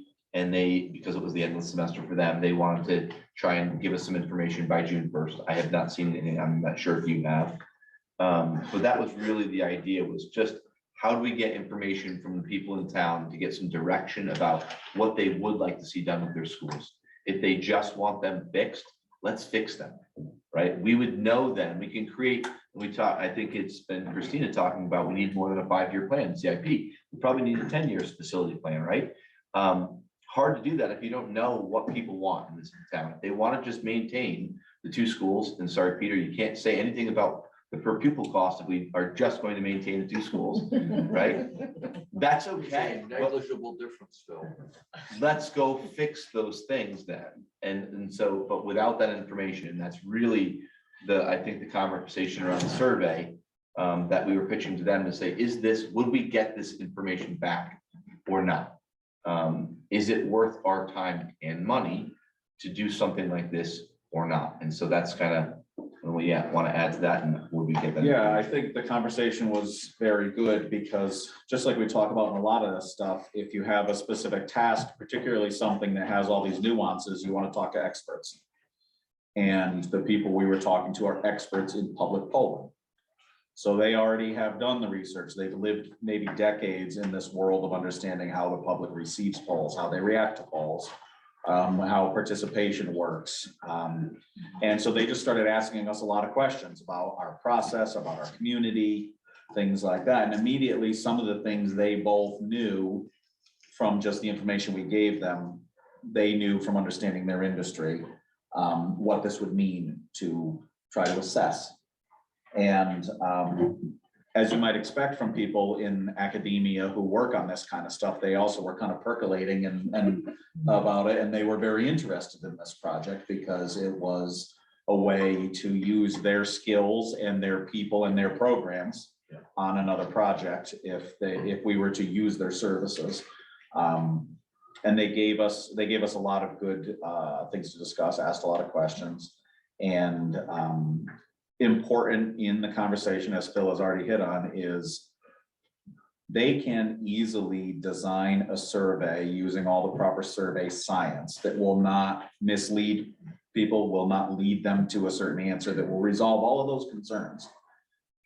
But the big challenge is getting the participation right, because you don't want, their desire always is to have the highest quality, most accurate survey, the least margin for error, which means not only is the survey itself designed correctly, but the distribution and the return of the survey has to be done right.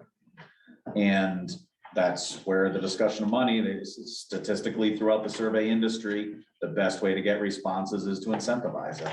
That's a problem for us because a lot of people in town, we recognize a lot of people in town are going to be insulted by the fact that we put $1 or a $5 bill or a Dunkin' Donuts gift card or all the different techniques they use in surveys in that to get them to respond to the survey when they know that's their money.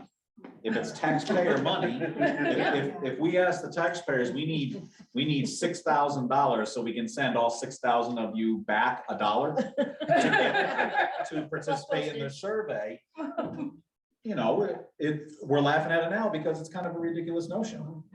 But that is the way that they get humans to respond to surveys. And I know if you have any involvement in master's or PhD programs in a university setting, when students are doing their research to make their final papers to get their PhD or their master's, they often do surveys or other research type work, and they usually from the school get a budget.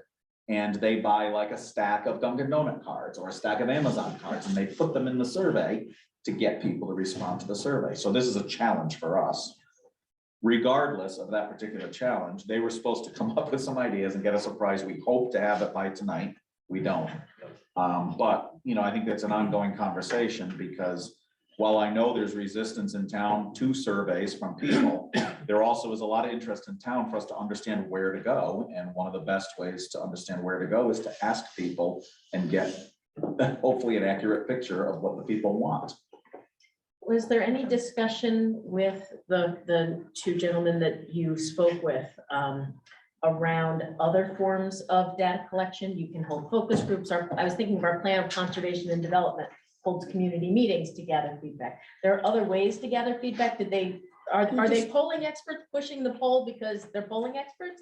Or are they public policy experts who have suggestions about how to collect information? In There was more likewise? focus on the polling, but we did discuss the other avenues of getting public input. They were very interested in what we had done so far, what we thought the successes were, and what was the sample size of what we had done so far. Oh, you had a bunch of meetings. That's interesting. Tell us about those meetings. We've all debated what those meetings meant and who showed up and what feelings we were getting from those meetings. Oh, you sent out a survey. How did you distribute the survey? Who responded to the survey? So it was a multi-discipline conversation. Okay, Yeah. thank you. Their focus, I think, was on a variety of avenues. Okay. Phone calls, mailings, online, paper, like trying to hit multiple avenues to try and get as much information as possible. But still a survey instrument, a poll of some sort. Correct. and not a conversation. In the end, they were looking for quantitative data. Yeah, so Mike, as you mentioned, in one of our last meetings, the whole idea of going back out with a survey was controversial. And so I think whoever came up with the idea to reach out to our local university and our experts who teach, breathe, live, die this stuff, reach out to them to get input was an excellent idea. Secondly, I think having that data from, like I said, the local universities is, it's going to be crucial to help guide us and tapping into the resources that we have. I do have a question about, you mentioned the cost, but is it more budget? Like they're just gonna say, here's some information, we want to help you, but they're not looking for, like you mentioned cost, we're not paying them. They This didn't is share just- much. So, but this is just like, we're gonna get information from them and they're gonna say, if you want to do this approach, your budget should be this. Like I'm The just Board of trying to understand Education- these last two comments here where it says they're supposed to get us a cost. The cost, just to answer that particular question, the cost that they were speaking of was what would their program charge us for, there's a certain portion that we would have to pay their program to manage. Because in this conversation, Yeah, all very conceptual, but in this conversation, they would do a lot of the work.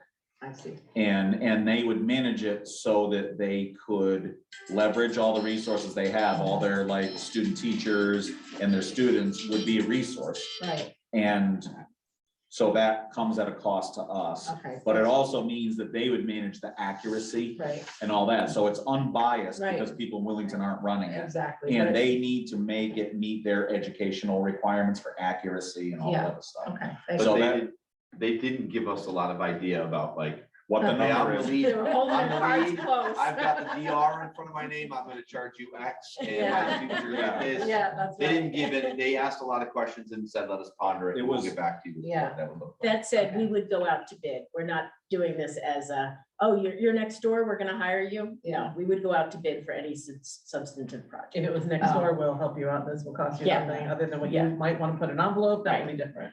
They might come in a little lower because they have students and graduate students that they don't pay minimum wage to Yeah. do that work. And probably Um, Quinnipiac's big on polling, they would probably yeah. bid on the project also. Right.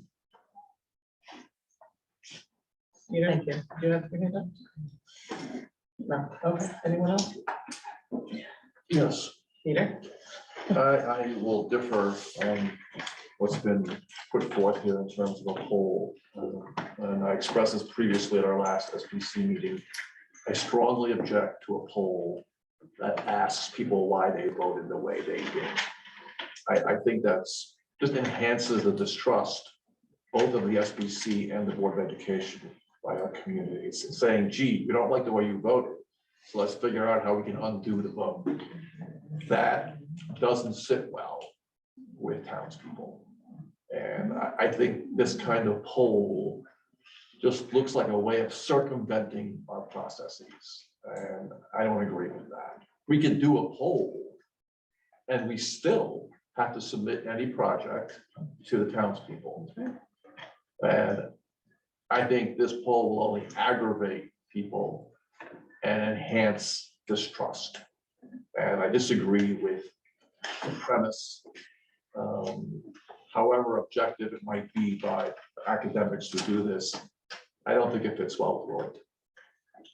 I think the purpose of this is to get a pulse on what the town is feeling. What do they want us to do next?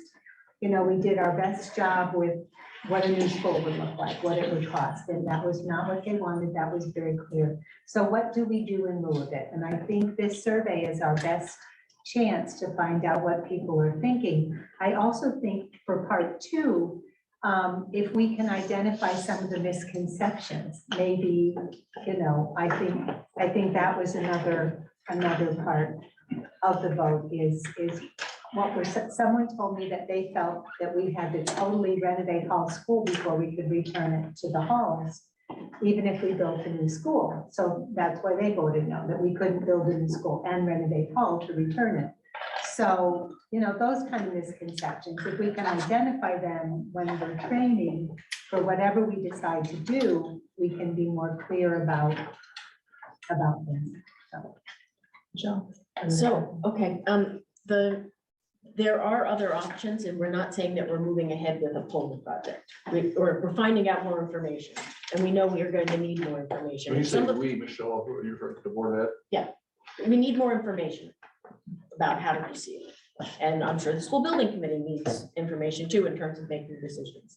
But I just want to clarify that it does not mean that we are only looking at polling as one way to collect information. So for example, there are ways to have community meetings and describe different types of hypothetical projects looking forward to see if one is more palatable than another, even if they're not concrete projects, to get a better sense. In order to set priorities, we're going to have to make choices. And those are going to be tough choices. And until we have some feedback, we can't start fixing different projects until we have some priorities set. The Board of Ed could set priorities. The town might then disagree with the priorities, and we're back where we started with all this wasted effort and not moving forward. So I think that I am saying that the Board of Education will want some way of collecting more data about what priorities the community wants beyond just that one point that we have in the past. We don't know what form that's going to take yet. So. I'm good, thanks. Okay, if I may, so, Did you ever hand up? Yeah. Oh, sorry. No, go ahead. I think too, we need to consider the fact that I've lived here for 27 years. I never saw a voter turnout ever as large as the vote about the school, because people, somehow information had gotten out, whether it was the accurate information or misinformation, people's interests are piqued right now. So you have to capitalize on that somehow to find out the direction. And perhaps having conversations, having polls, doing different things could turn around some of the mistrust, bring people together instead of the division that I'm hearing in so many different places. And I wish one thing that we could really get rid of is if we could take all of the town stuff out of social media, because the social media was a detriment to the building committee and what happened in town. Tracy, I agree with you, and I think there's a lot to learn from. I heard from people over this process who were against the project, didn't want to spend $60 million regardless of what the reimbursement was, and said we should just fix the school, spend the approximately $19 million on things identified from the Fryer study, and we can bond $5 million a year.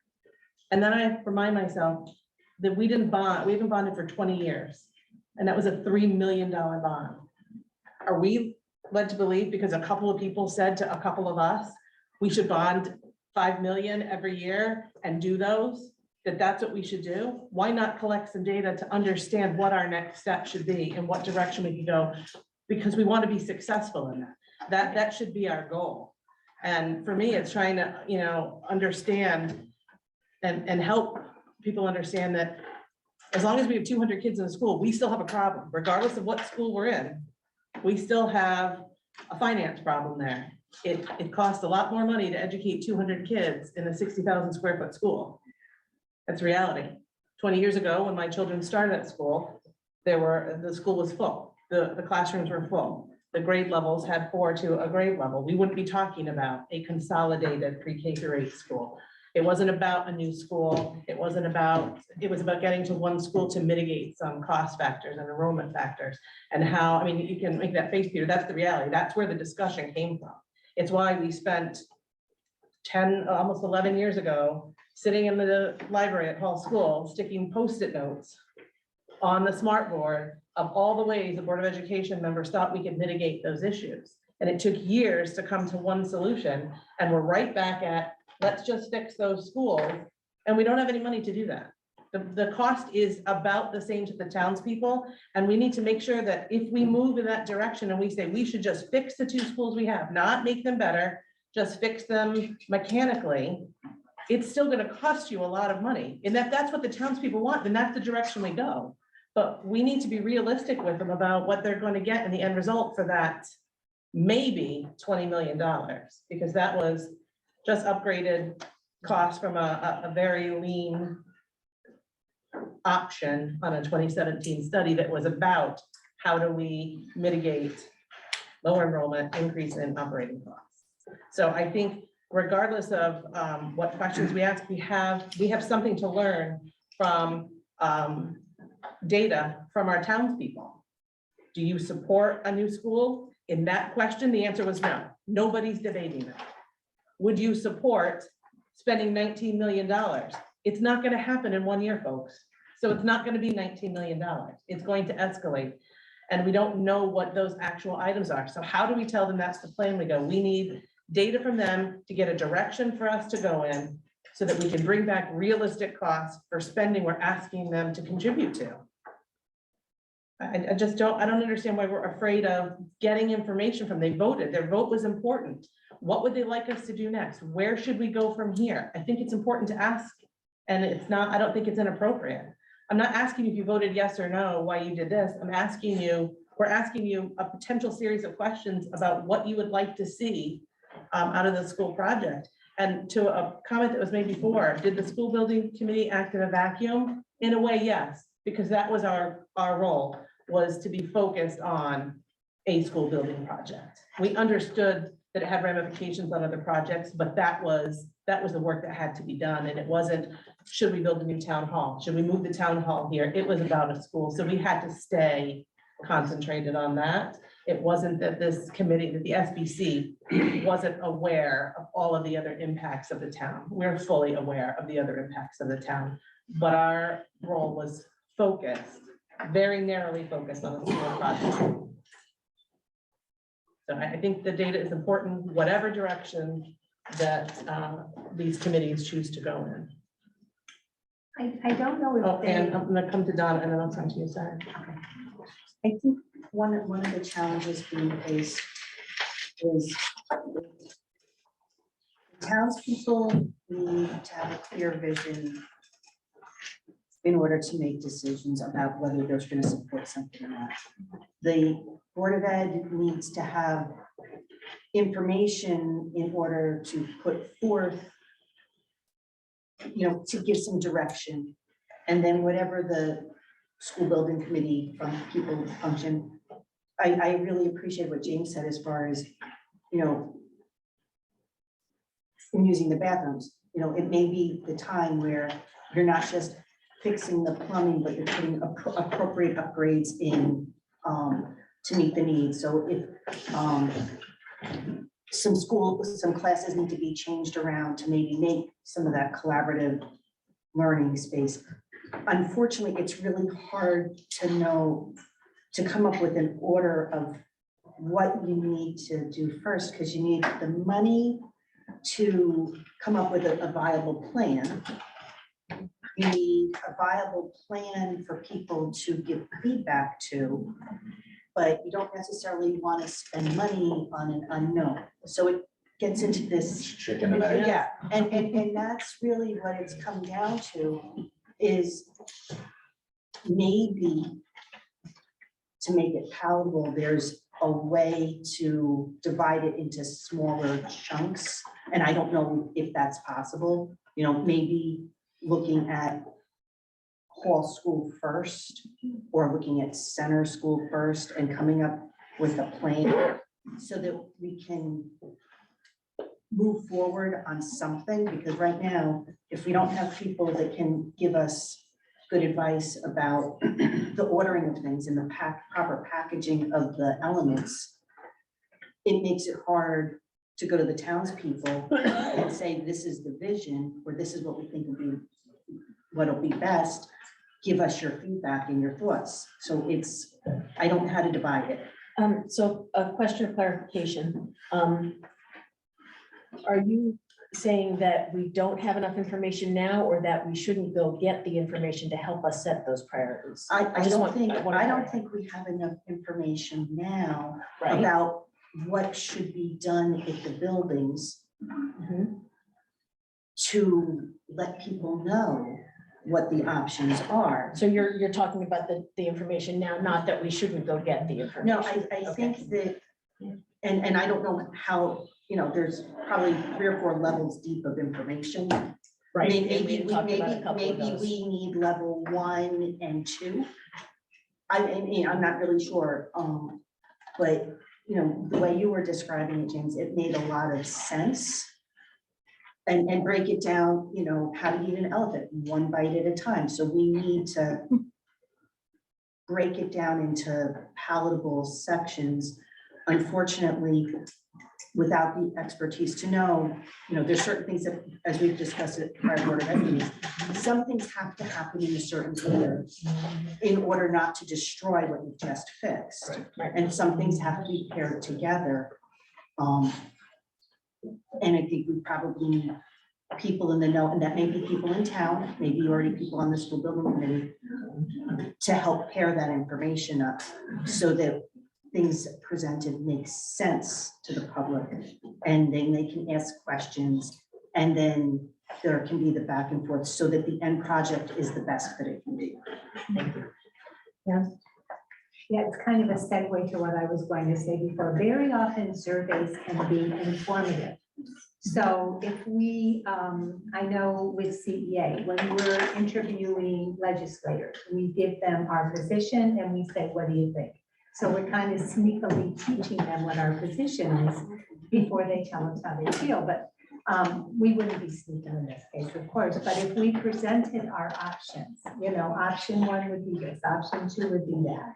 So that, like you said, Donna, we're breaking it down into pieces so that people know what their choices are. So I think, is that something we could work into that, do you think, so that? I think there's two different tracks here. I just want to clarify. There's information that the Board of Education needs to go forward, and there's different information that the school building committee needs to know to decide in terms of appropriate next steps, and that to ask the town for next steps. And I'm not sure they're both the same, and we've been talking about them together. And maybe when they're, both groups need to talk about what they need and what they're proposing, then that may be useful if the survey the townspeople with to see how they feel about different options. I had a great conversation with a resident in this room after our last public forum, who had a hard, couldn't support this project simply because this is not the time to be spending that kind of money, right? It wasn't necessarily because it was not needed. It was, this isn't the time. We're in really tough times. And so something we could get from that data is, to Phil's point, does the town still support a consolidated school in a renovation or a new? But it's just not, we need to wait. We need to wait. Let's revisit this in another 4 or 5 years and hope that we're in better financial times and get some of that information back so we know what direction to go in.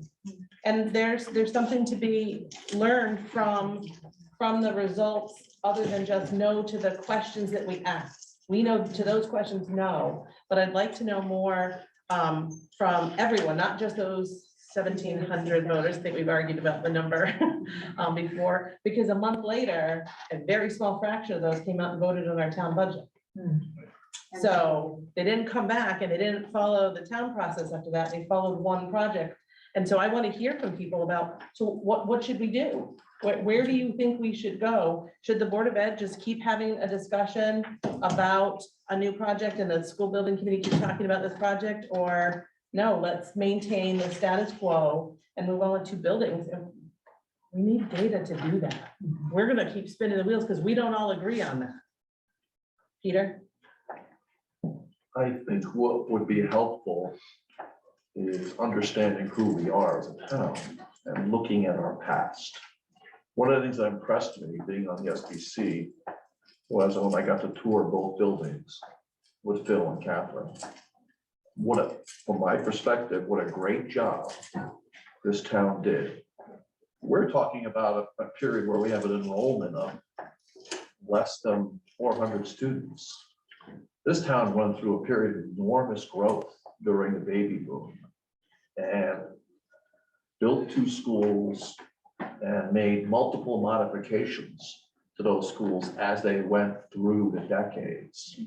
I know by many people's view with disdain, but I think they did a great job. And we see how they did that. You know, as Jim says, they've looked at their budget, because we're not Mansfield, we're not Holland. We're not gonna just act in a vacuum and say, give us $68 million. That's not what Wellington does. And the referendum reflects that. I think understanding what our budget constraints are this time, working with CIP, working with the Board of Finance, defining as project managers do what the cost range is for the project, we have a much better chance of going before the town and presenting projects of that nature as we did in the past. And it worked. I will not say it was always easy based on the things I heard from folks that were around in that period, but they managed with less resources, with a lot more students, and did a great job. And I think we can learn from that. I just want to make a comment about the before process and what's happening now. And I understand I'm brand new to this seat, but I'm actually speaking like kind of as a townsperson here. When you were you being the SBC, were gathering information from townspeople in the beginning as to what they would support. I remember there was a simple survey out, and there were a bunch of informational meetings that you held, Phil, around that time. And for the SBC, that was good enough to come to a decision, and the decision was new school site. So what I find interesting is that gets voted down, and now we're talking about we need data back. I don't disagree. What I find interesting is that now we need a professional survey done. We need it done properly by, doctors from wherever, from either UConn or whoever else is going to bid on it. We need to incentivize people. We need, several hundred people to come back with results. When you had how many unique respondents? 89 on your survey, something along those lines. It was very small. It's a very small number. 160, 145 maybe, somewhere. So if you send out, let's say there were 1,700 voters, you sent out all the surveys, everybody's eligible to vote. Say 10% of the voters came back, you got 170 respondents. That's the same amount you used to determine the information that you got. And 10% is not an unreasonable number for a survey response. I don't see the urgency of such a professional survey. I wish that was done in the beginning in the first place, and I would understand it more here. But I don't see the need to incentivize. I think that you send the surveys out if you want to do surveys, and you get the responses that you get. And that's a well-designed survey is always better than 150 well-designed surveys are going to give you better results than 300 terribly designed surveys. So to me, I don't think you really need to incentivize. I think you can send out the surveys, and I think you can do what you did at the beginning, and you can hold a couple of unofficial town meetings and just talk to people that way too, because people came out for those meetings, not huge numbers, but they did come out, and they did give you their thoughts and their feelings beforehand. And a lot of the thoughts and feelings beforehand were kind of a cross-section of how the vote came out. So it's not an inaccurate thing to go out to people personally and talk to people. I think you have a great point. I'm not convinced that we need to pay somebody to do a survey. I know they went out and looked at that as an option and brought that back, trying to kind of keep it on a level playing field, right? So even the surveys we did in the beginning, and then the second survey we did, we heard from some of the same people every time that our survey was going to be flawed before it even went out. So I think some of this, and I'll let Phil and Mike speak to that, maybe that's why they took a different approach on how to get a survey. I'm not convinced that the process we use, and we typically get the same number no matter where the survey goes out. And I'm comfortable with us surveying in the fashion that we typically do. This was an option that was presented to us. For me, the data is the most important, and then we have to choose how we do that. And I don't know that we have funding for a survey like that. I don't know if this would be permissible, but I'm going to throw this out as an idea. People come to vote, so we get our thing, when we do our vote, we put it in the machine. Could there be a separate box with a separate colored piece of paper, so it's obvious that it's a survey, that people could just leave? I mean, they're coming anyway. And So, yeah, I know what you're talking about. I mean, so it's clearly not voting. And it's just a survey, and it won't get mixed up because they're different colors.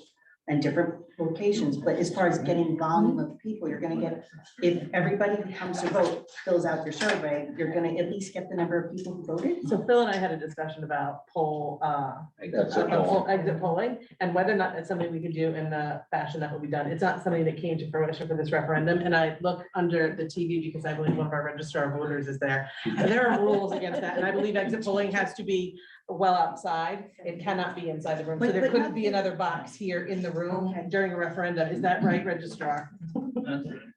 I'm pretty sure that's correct. So It's the a totally idea, different. yeah, the you know, idea, nothing. yes, but it couldn't be in the room. You couldn't vote on something else in the room and have that discussion, because you can't have anything that would influence vote. So there are lots of rules and regulations and statutes about that. So exit polling could be done. It's not something that I think has typically been done. I know in referendums in the past, not in my term, there have been budgets that have failed. And so the budget question the next time around would be yes or no, too high, no, too low, right? So you kind of get a sense on if they voted no again, what direction you go when you go back to the drawing board. And that's certainly a question we could have had on the referendum. And you can do it that way, but you can do exit polling. It's just a very particular process that we didn't. Well, more as a survey, inform. not as a voting thing, not as a polling thing, but just as the surveys. Still all It considered an it was, exit poll. right, Oh, an it's still exit poll, and it considered- would okay. have, that would have to be well away from Okay. the poll room and probably behind that 75 foot, and who would do that, and how do you maintain, some impartiality in that direction, I think would take a lot of thought, and at this point, if we're talking about that now, that means if we're doing another vote, and where do you put that on? So I think we're a little ahead of that, but I'm not opposed to just our own data, just our own collection. I think an exit poll is okay, but if you do paper, it's gonna fall into the hands of people who haven't voted yet. So you really don't want to do that at the polling place, because that may predispose someone to how they're gonna vote. Okay. I think it's gotta be completely separate. Or it's gotta be verbal. Someone's gotta be questioning people and using a tablet to record answers, but the incoming voters don't get to see or hear the questions. Correct.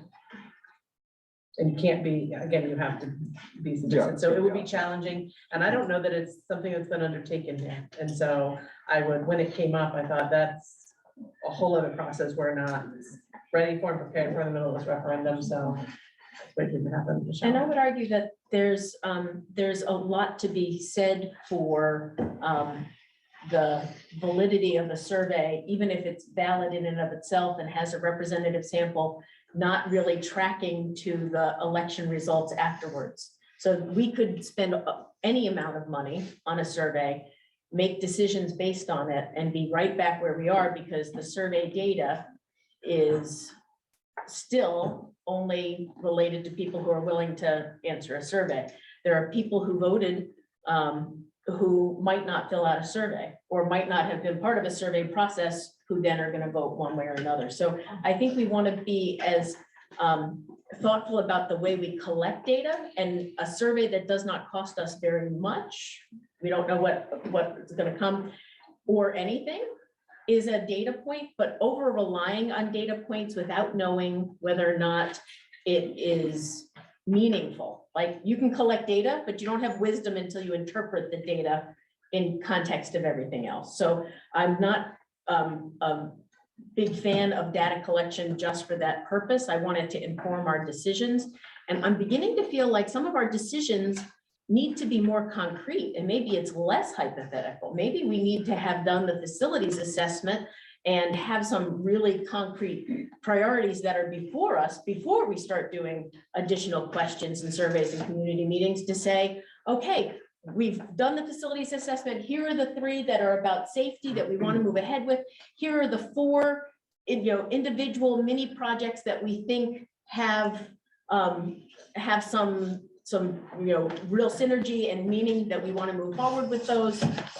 Not that we would necessarily, we don't know what those would cost out as. So I feel like maybe if I were choosing where I was going to put my data collection dollar, I'd put my data collection on the assessment of the facilities, the development of some cost proposals around both the fixing the problems and looking at the renovations necessary for student and high quality 21st century education. And then let's talk about how do we collect information? Because what triggered it was Erica said that it was around, it's not the right time. Well, if we start asking questions now, it might be a different time a year from now or 2 years from now, once we have information and we start thinking about these things. So I almost feel like if we could collect information free or cheap, it's data, but I wouldn't over rely on it until we have some more concrete things to think about. So the question is, what are our next steps? Where do we put our limited dollars towards data collection? We have no idea what, if anything, a good poll would cost. Who knows? Maybe they've got a graduate student who's going to do it for free because they're getting student loans and they can do it all over the summer. Who knows? So we won't know, right? So if we've got a grad student who's watching the video tomorrow on tape, great, contact the superintendent. Sorry, I'm volunteering you. But in the meantime, for us to think about what our next steps are, I think each of the three boards have some different next steps. So the Board of Education has to do something around the facilities conditions assessment. We need to know what our buildings have. And maybe it's not the full detail of down to the, what every last piece of wood is going to cost, but we need some ballparks. And we need to also have that conversation amongst ourselves about what other pieces do we want them to look at and cost out for us, so that it becomes meaningful projects and not just, putting, duct tape on a couple of problems. So that's where I would start. And I think that a conversation after the Board of Ed would have that conversation might be a conversation with the selectmen of, are you interested in doing a facility survey? And is there synergy for us to do them together? We can do them separately. That might not make as much sense if we've got somebody here doing X. There are savings around, having one group do everything at once. And then there's also, they fit together better rather than comparing apples and oranges. Should we choose different vendors for that type of an assessment? So I'll move us into the recommendations portion of this, so that it kind of keep us moving and be cognizant of our well over 2 hours discussion. I think we could all discuss this at nauseam. Mike? So carrying right on from Michelle's comments into recommendations, I think of the three groups here, the SBC is the least able to decide a course change, because we are essentially, we are to serve goals that were given to us. So there isn't a lot left for the SBC to do right now, except some administration and sort of spinning in the circle while we wait for direction. So my feeling is, from the SBC's point of view, is we're sort of at idle, and we need direction from BOS and/or BOE and/or townspeople once we are clear on what the process is. And I would imagine, and my feeling it is, the SBC really needs that direction to partly be in changing the charge. And if it cannot be changed, again, I'm talking about whatever the process is, if it has to be disbanded and restated because that's the legal process we have to do, then let's get moving on that. But I struggle to make a recommendation to disband something when we don't know what direction we want to go in. So why not pause? Well, that's fine. What I'm saying is somebody's got to make a decision. Right, We just don't, push pause. we because don't need another 2 hours and No, 14 minutes you're of right. But discussing. what the charter doesn't say is go with one question to referendum, and then you're done, this topic is over, and then that committee needs, I'm not saying that's what you're saying, but then that No, committee you know, needs- I fought against that. That's idea, right. But what I'm saying is we're at a point right now where Right. we're on idle, and I'm okay with us being on idle for some amount of time, but we can't serve the community until we have new direction. So- And part of that seems to me some change in charge. If that's not the way we can technically legally do it, and legally we need to disband and restart the committee, then let's move forward with that. Let's get us to an action point. Bill? So Mike, the two things that have really been discussed at length tonight are really the survey and some sort of facility study numbers. You don't see either of those items coming through SBC. Again, connected, because you have to go back to the charge, it has to be connected to a consolidated pre-K through 8th grade building? I think that could be, but I think someone needs to tell Want us. some direction. I think we need a little bit of direction, because, for example, it sounds like we may have a number on the Yukon survey people to give us a ballpark soon. Yeah. Right, so we can meet and talk about that, we can give that information back to the Board of Ed and Board of Selectmen.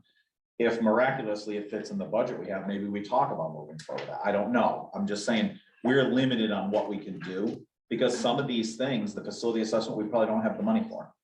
Yeah. I see, if you get that data back, and I'll come to you next, if you get that data back, you as a committee who has the authority can say, look, this data says maybe a year from now, or maybe 10 years from now, they consider this, and this is the direction we want to go. Our work here is complete. We'll complete a report, provide it to the town, and our work is done. Or, no, we got significant amount of response that says, we'd like to go in this direction. So I would like to see the SBC gather some data to help them decide what direction to go. I don't see the charge being changed that doesn't have something to do with a pre-K through 8 based on the question that was asked at town meeting. I don't think it's that simple. I And so- agree. So I think the SBC needs to, you want the Board of Ed and the Board of Selectmen to tell you what direction you should go. Well, I'm looking for some guidance. For example, we have a certain amount of dollars left in our budget. If that money was for a long period of time, that money was positioned towards assessing our path forward towards a pre-K through 8 school, right? I think we have flexibility within what the taxpayers approved, but if we're going left towards a survey or right towards a building assessment, or up and down, so we don't use political left and right. If we're going, Plan Z versus Plan X or whatever, it would be good if particularly the Board of Ed says, we would hope the SBC would go in this direction. This would help the Board of Ed the most. We can certainly within our charge, we could move forward a little bit more, but I want to make the best use of that taxpayer money. I want to position us for whatever the next steps are for Wellington, the best with that money. Otherwise, I don't want to be burning up our time in futile efforts. All our time is valuable, all the members, it's a big committee. If we're gonna keep chugging, I want to chug in a direction that is at least as best we can guess the right direction to spend the money or the time. I agree. So the question, I'm sorry. Peter, yes. I agree. We need to get to an action point here, like, toward that end. I move that this joint meeting of the SBC, Board of Education, and Board of Selectmen recommend to the Board of Selectmen that the current school building committee be dissolved and a town meeting called for a new committee to be formed for the purpose of repairs and renovation of the existing school facilities. Point of order on process, because this is the first 3-part body that I've been on. Me too. And I know when you did the joint meeting with the Board of Finance, you did separate motions and separate votes, and it was not a joint process. It would need to be. Okay. We do not all have voting powers. That's one. The second point of order is that your motion had 2 sections to it. One was to dissolve and the other was a charge for a new committee. So I do feel like that's kind of what we're discussing. That's why I'm moving it. I know, but I feel like you're adding process in that's gonna make it complicated because we can't do it in exactly that way. So Well, if I can get a second, I'll speak to it. I'm not even sure you can make a motion for anybody other than the one you sit on. You can't make a motion for my. You can board. only get a second for the school building committee. Oh. You Yeah. only have the authority to make a motion as a member of the school building committee, right? You're not a member of either of the other 2 boards. No, certainly Right. not. So, Then I'll be happy to accept a friendly amendment or restate my motion that it is made by the SBC for the SBC. To ask for the other 2 bodies to provide that to ask for, not the other two bodies, to ask for the Board of Selectmen to take the actions I'm recommending. Can I just ask you, so that your first one didn't get a second, so can I ask you to clearly state your motion, start to finish? Yes. Thank you. I move that the SBC recommend to the Board of Selectmen that the current SBC be dissolved and a new committee be formed by the normal process, let's just say a town meeting, for the purpose of repairs and renovations to our school facilities.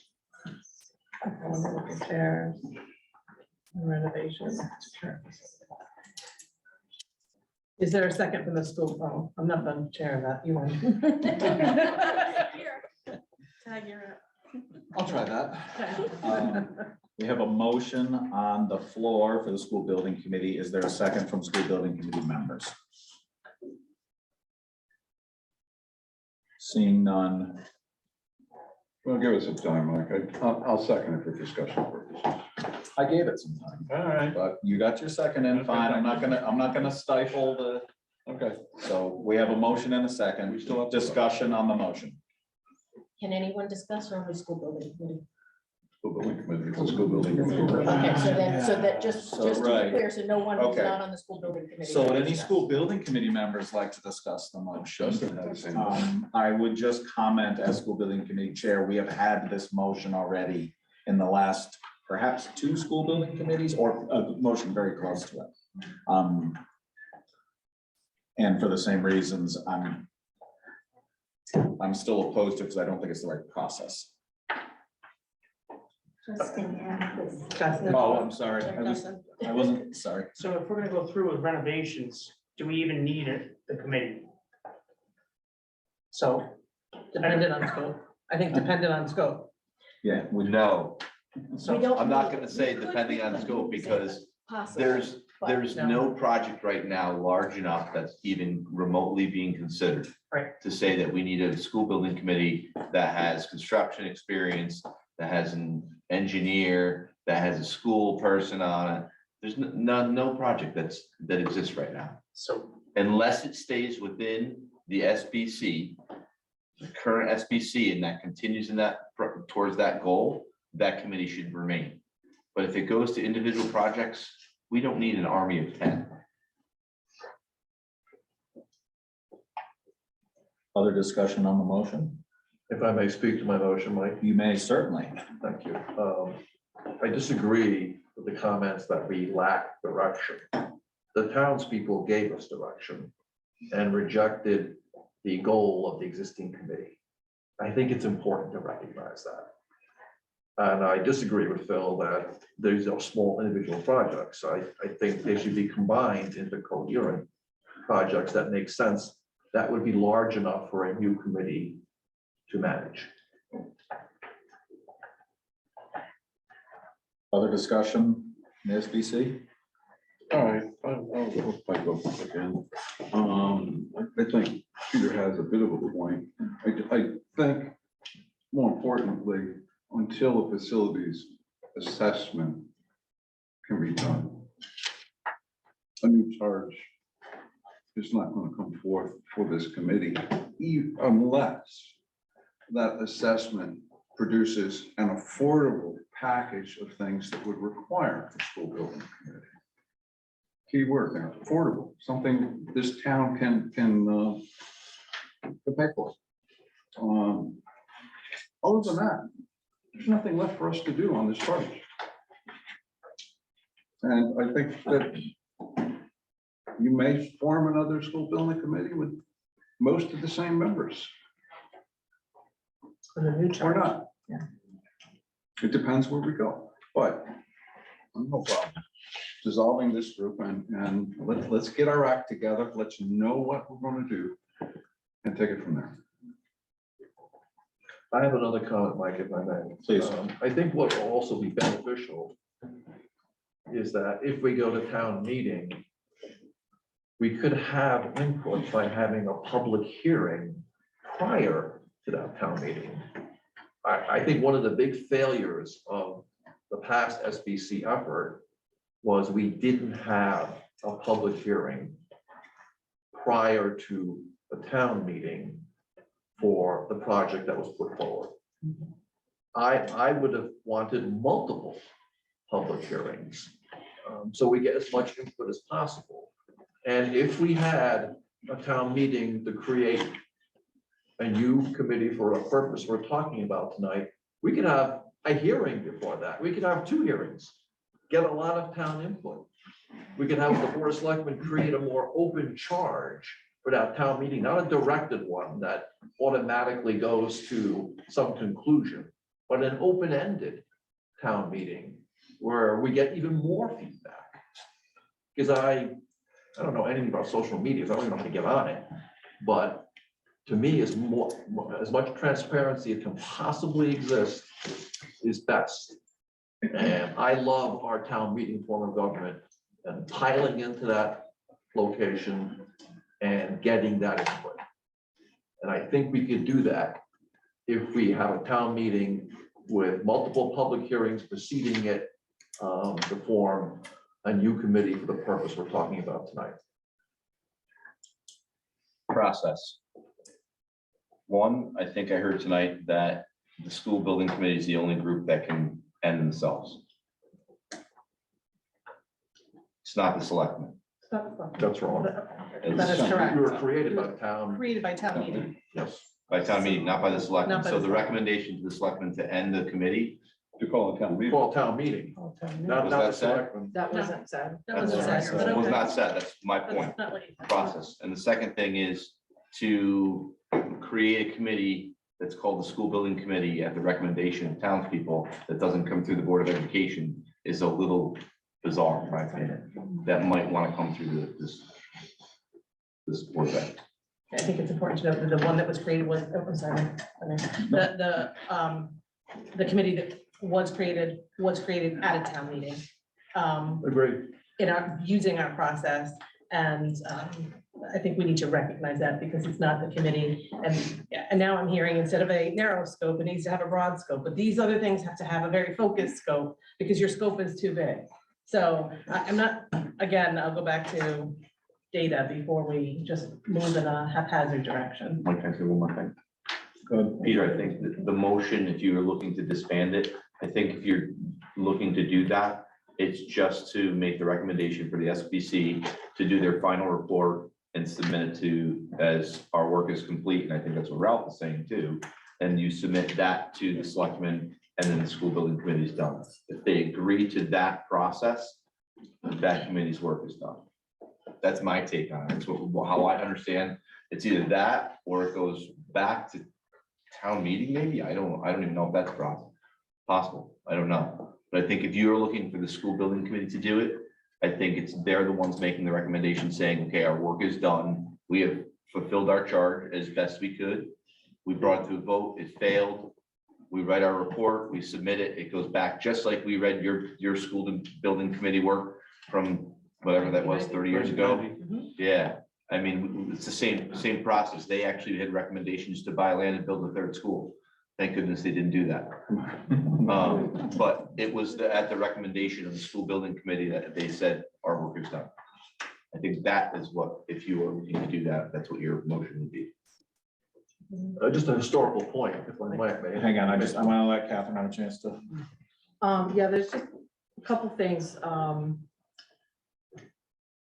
With regards to disbanding the SBC, I think there are a couple things that we could still do in our purview if the money is available. And that is the survey that you guys mentioned, which may or may not cost anything. And the latest facility study that I think both those items would serve the town. It would give us the information we need. So it wouldn't be lost value. So if we could, as a committee, afford to do those 2 items, then we take on that task, use the funds if it's available. I mean, that facility study may come back at $100,000 and then we're done. We can't do it.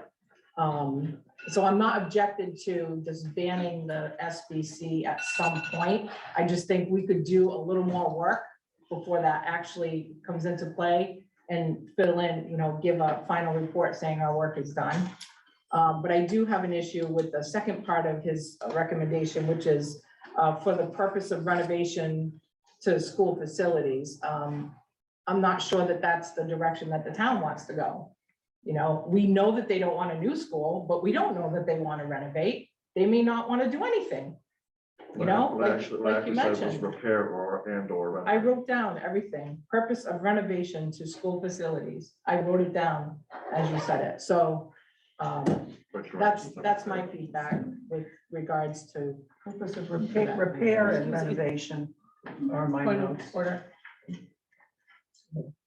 Okay, if Peter would revise his motion to simply dissolving the school building committee, making that recommendation for the board of selectmen to call a town meeting to dissolve this school building committee as it sits, and that's it.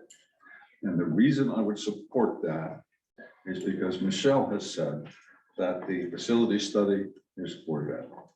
Is what? I'm sorry. Facility study, that the survey It's the Board of Ed. really should be the Board of Ed. Gotcha. So if that's the case, this committee, this school building committee has nothing. We've essentially completed our charge to the best of our ability, given what it is. We return the monies that are not spent.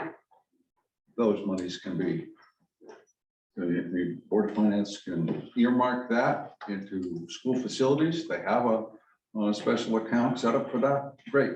All right, put it in there.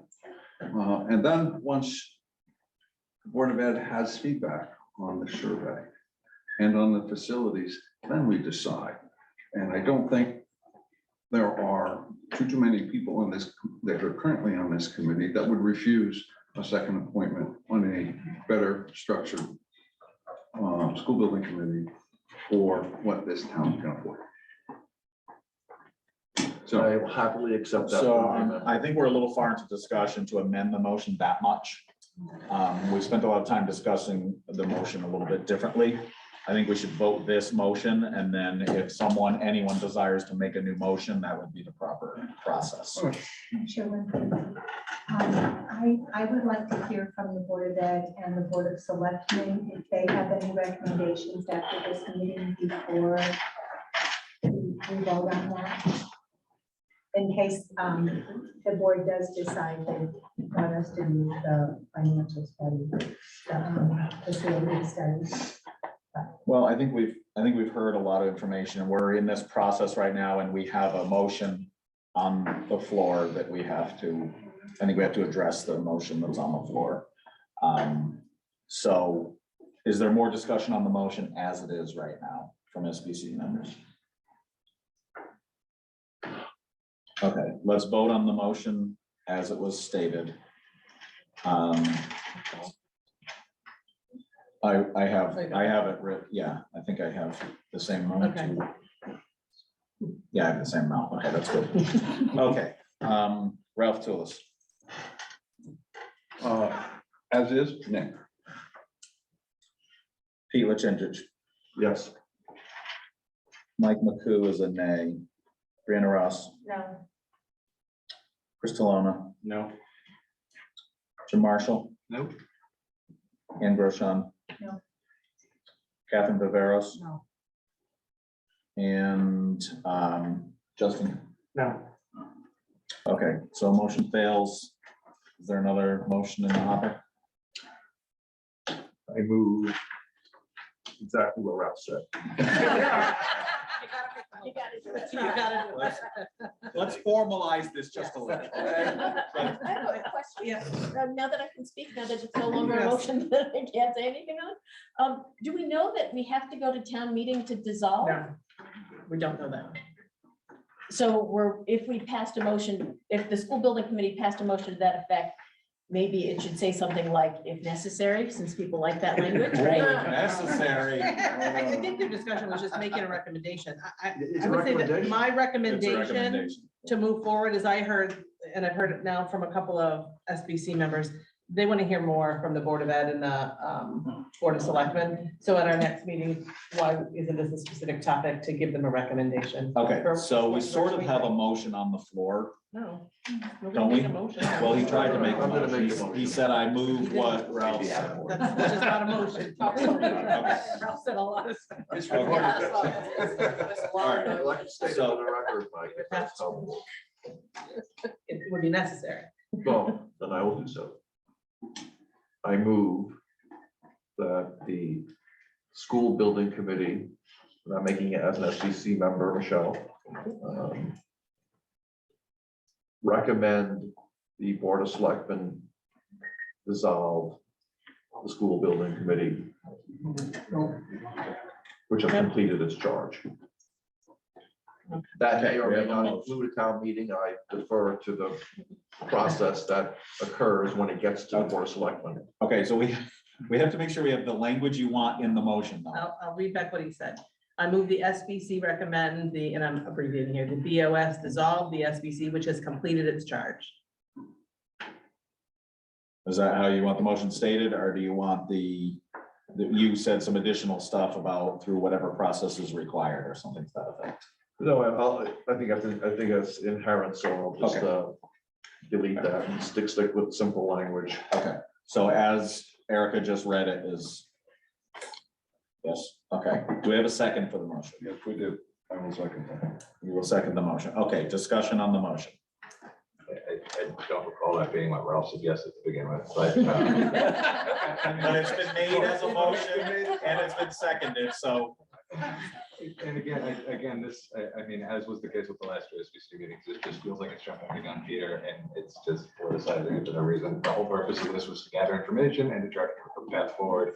And again, I think that's why the result of this conversation was that the Board of Ed and the BOS were going to go back and, you know, evaluate what their potential next steps are for themselves and for the SBC. So, I mean, I see no reason why we just can't, why there's no reason not to just pause the conversation. You know, we don't have to act. There's no reason to, you know, for the SBC to, there's just no reason until we have a more defined answer. So I'm not saying we need to go on in perpetuity by any means, but, you know, I think there's time to be prudent and think through what the next steps are in more detail. So I would like to comment. I agree with what you're saying, but I think it's important to recognize, and I don't want this to sound like it's being catty or accusatory, but part of the reason that I think that you don't, trying to find the right words. Part of the reasons that this doesn't seem to make sense to you, but it does to other people, is that there are some people in the public and some people on our committee who just want it dead. Oh, no. And that's the reason, and I'm not trying to pick on people like that, is people have come to me and said to me, we want your committee dead. So that is part of the reason that this is happening, whether it seems to defy logic or not. No, I mean, and ultimately I'll go, again, as I said at the last meeting, I know many of us here are just here to support an improvement or an advancement to the schools in whatever form that may be. And, you know, I don't particularly care much about the politicizing of it. It's just frustrating in general. So I'll leave it at that. All the things is always. Okay, any more discussion on the motion? Question. Chris? This is for a recommendation. Can the board selectmen just say no? They can choose not to even act on it. Yeah, correct. Catherine? That was one of my questions, but I also wanted to comment to Jim's comment, which is there's not much money left for us to do our work. You know, we had a charge, we got money from the townspeople, and there's a certain amount of money left. I think it was 65,000 roughly. You can't do much with that. So what I was saying earlier was if we don't do those two items, the facility study and the survey piece, and that that's going to be handled through the Board of Education, then what else do we do as a committee? So for that reason, I would support dissolving it, only for that reason, because I think if we had to go back to the town, like if we took your scenario, Jim, and we went and had the recommendation from the Board of Education, the selectmen, to keep it open, just keeping us on pause. Okay, now we want the SBC to do whatever. We have to go back and get more money to hire professionals or to get studies done, traffic studies, whatever is needed. And how are we gonna do that if the town doesn't want to even support our committee? So for those reasons, I would just, let's dissolve this and move on with whatever direction we're gonna do, get the data that we need, and then try to carve a path of where we're going. Just a point of clarification, do we even know that this motion is the appropriate, like, is what needs to happen? It's I guess not out it's of no order. It's not, the motion is not out of order, so we have to, we have to address it. It is a potential way. Just a recommendation to another Right. body. We come back and say, that's not the process, you gotta do it yourself. But the process, What do you want to say? Right. we'll learn as we go. Right. I think Catherine makes, I'm sorry, oh, Bill, I'm sorry. I just want to respond to what you just said. So I think in reality, there's not enough money in the SBC budget to do anything with the facility study. I think it's gonna be huge dollars to do what he's suggesting with merging projects. That's not just saying you have a 60,000 square foot building. It's about this amount per square footage to do heating, ventilation. You know those, that's how they graph those numbers, right? When you start merging those projects together, you're adding another huge layer to this. It's not gonna be $10,000. And I think the facility study the first time was 11. I think that was, we asked for 15, I don't remember what the. final Okay, cost so in was the prior. teens, Yeah. I mean, I think what we're talking about is six figures. I mean, an actionable facilities, is like, I, just from somebody who quotes these things out and goes after them, I can't see a facility condition, a facility study alone on those two buildings being anywhere near $15,000. I mean, it's gonna be significantly less. Yeah, I just said that's what was asked You're for in, prior. realistically, you're gonna be in front of, you're gonna be in the six figures, Six just figure more, range. probably a couple of hundred And so- thousand, six figures. just so for my comprehensive point- report. My point is, you might be able to pay for a survey as an SBC and then that might be the end of it. But I don't think the SBC, and to be quite frank, I don't think it's the SBC's business to do the facility study. Because there are charges around a consolidated pre-K through eighth grade building, and that has nothing, in my opinion, unless you're comparing it to something, which we no longer are. Those numbers are simply to compare it to a new building or a renovated building. We've done that work already. And whether people don't like the 19 million or do like the $19 million, it's based upon the square footage and the calculation of a very qualified architect from Colliers. So if the SBC has money left for the survey, I think that's it. If it is going to go beyond that, there would have to be a suggestion to CIP or a request to Board of Finance to say, look at the information we got back from a survey suggests that we should be going in this direction. It's still aligned to a pre-K through eighth grade building. We need some more money. It goes back out to a vote. If the results come back and says, listen, your pre-K through eighth grade consolidated school is not what this community wants, the SBC should dissolve. That should be the end of it. We write a report and we're done. And you don't have any money left anyways.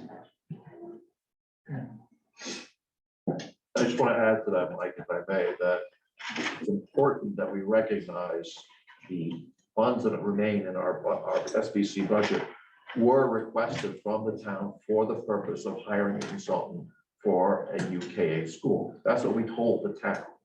So I'm highly uncomfortable with the notion of repurposing that. That's money. not technically correct. Well, you disagree? That's only part of what the motion is.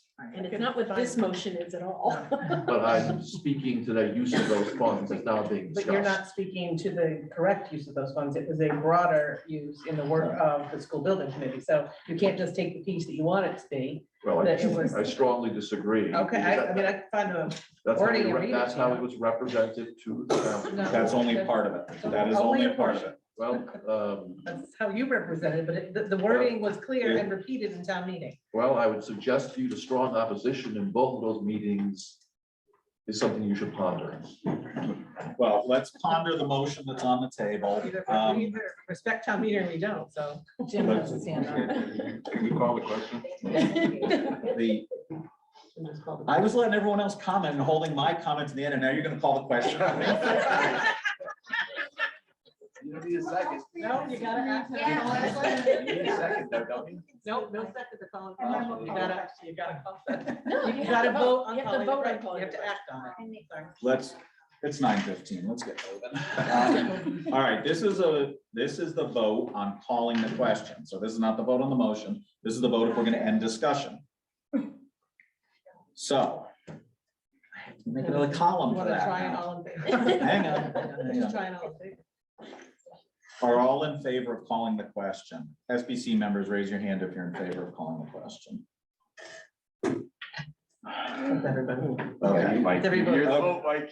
He voted, he understands. I have my hand up. Okay, I didn't see it. I did. It wasn't like this. Okay. You don't need a roll call. I know, but I've been trying to be careful I about the know. roll call vote. Okay, so we passed the calling of the question. Now we're gonna vote on the main motion. You want it reread? Peter moved the SBC recommend to the Board of Selectmen to dissolve the SBC, which has completed its charge. Okay. Okay. All right. Okay, I am a no. Brianna, No. Crystalina, No. Ralph Tools, Yes. Justin Naderno, Yes. Catherine Viveros, Yes. Ann Grosjean, No. Jim Marshall, No.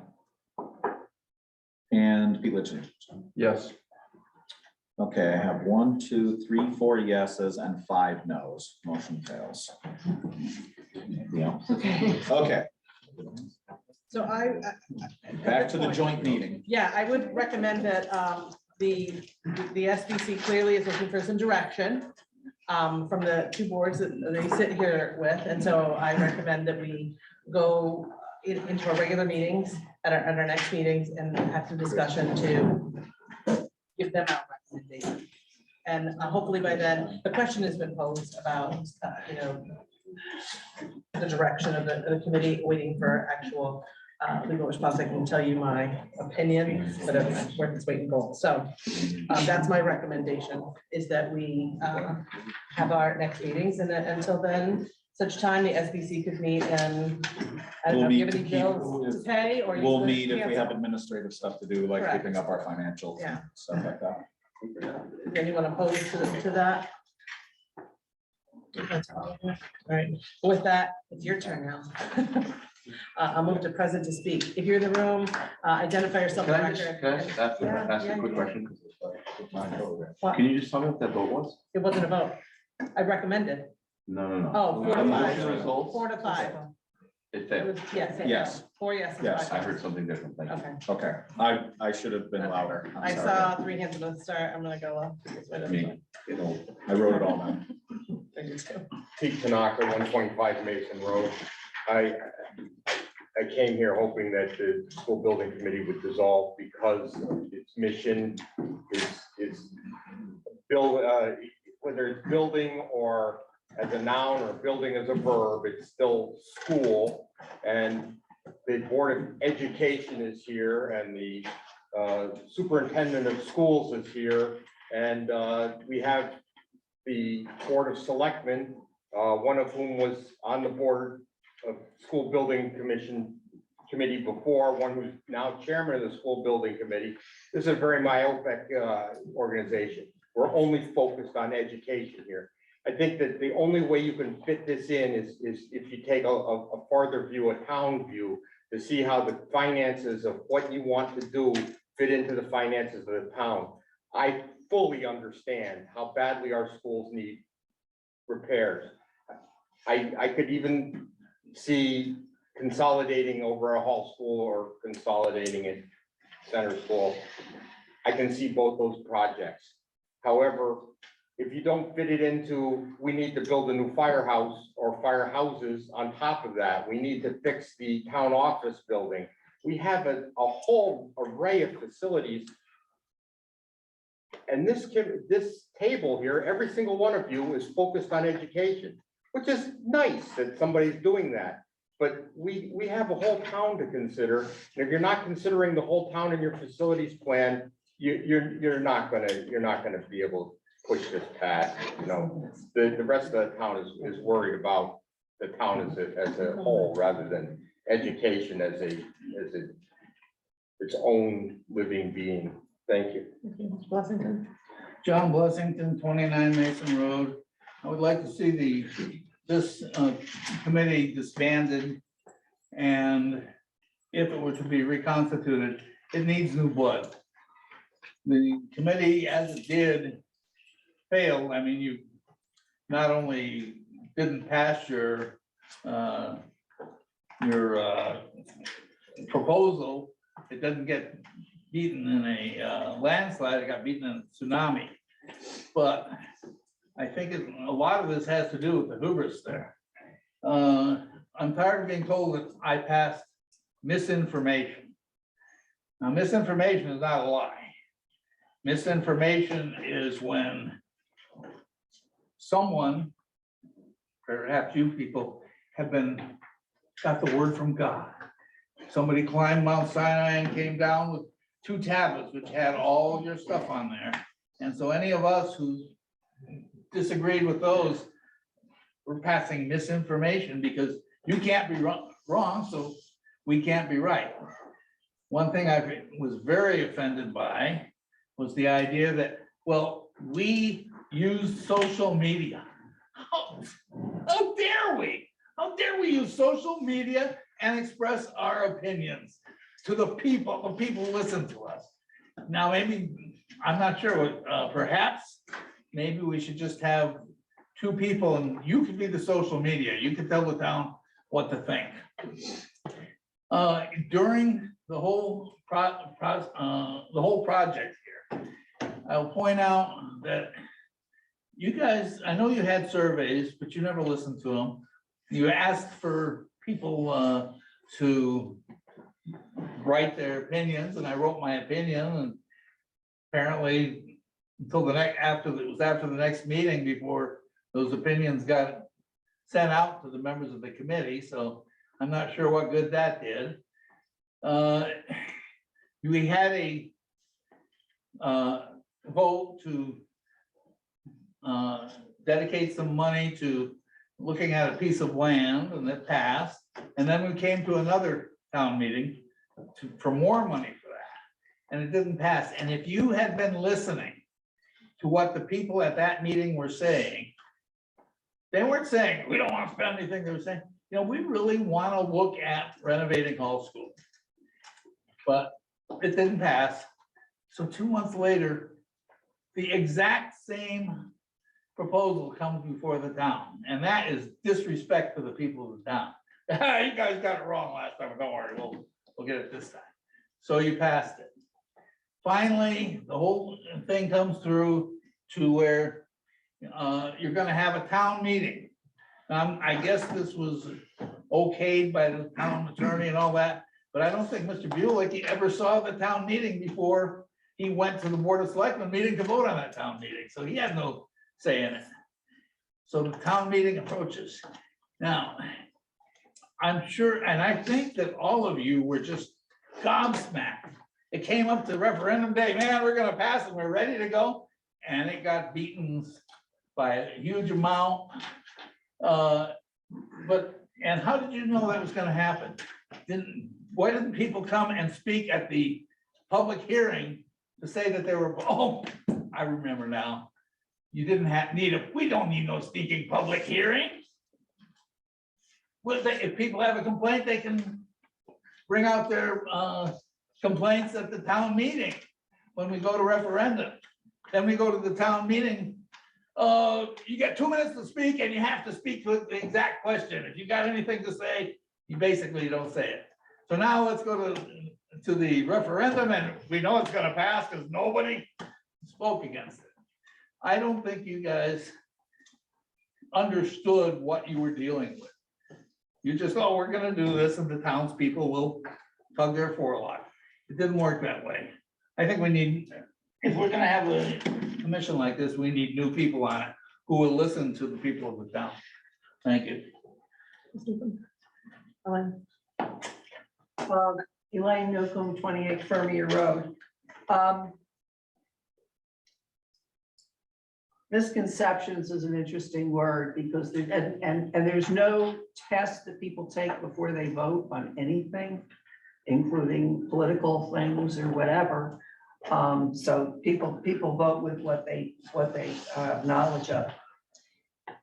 I did not notice, and I could have missed it, but what role did the current parents of students, how were they involved at the beginning of this? We're here now and we know what didn't work. I don't know that there was an effort to draw out what will work. Number one, a reality all of us live with, except the federal government. We can only buy what we can afford. And what's unaffordable is unaffordable. So some of that is not negotiable. There should have been a critical mass of families involved and enthused about the future education in town.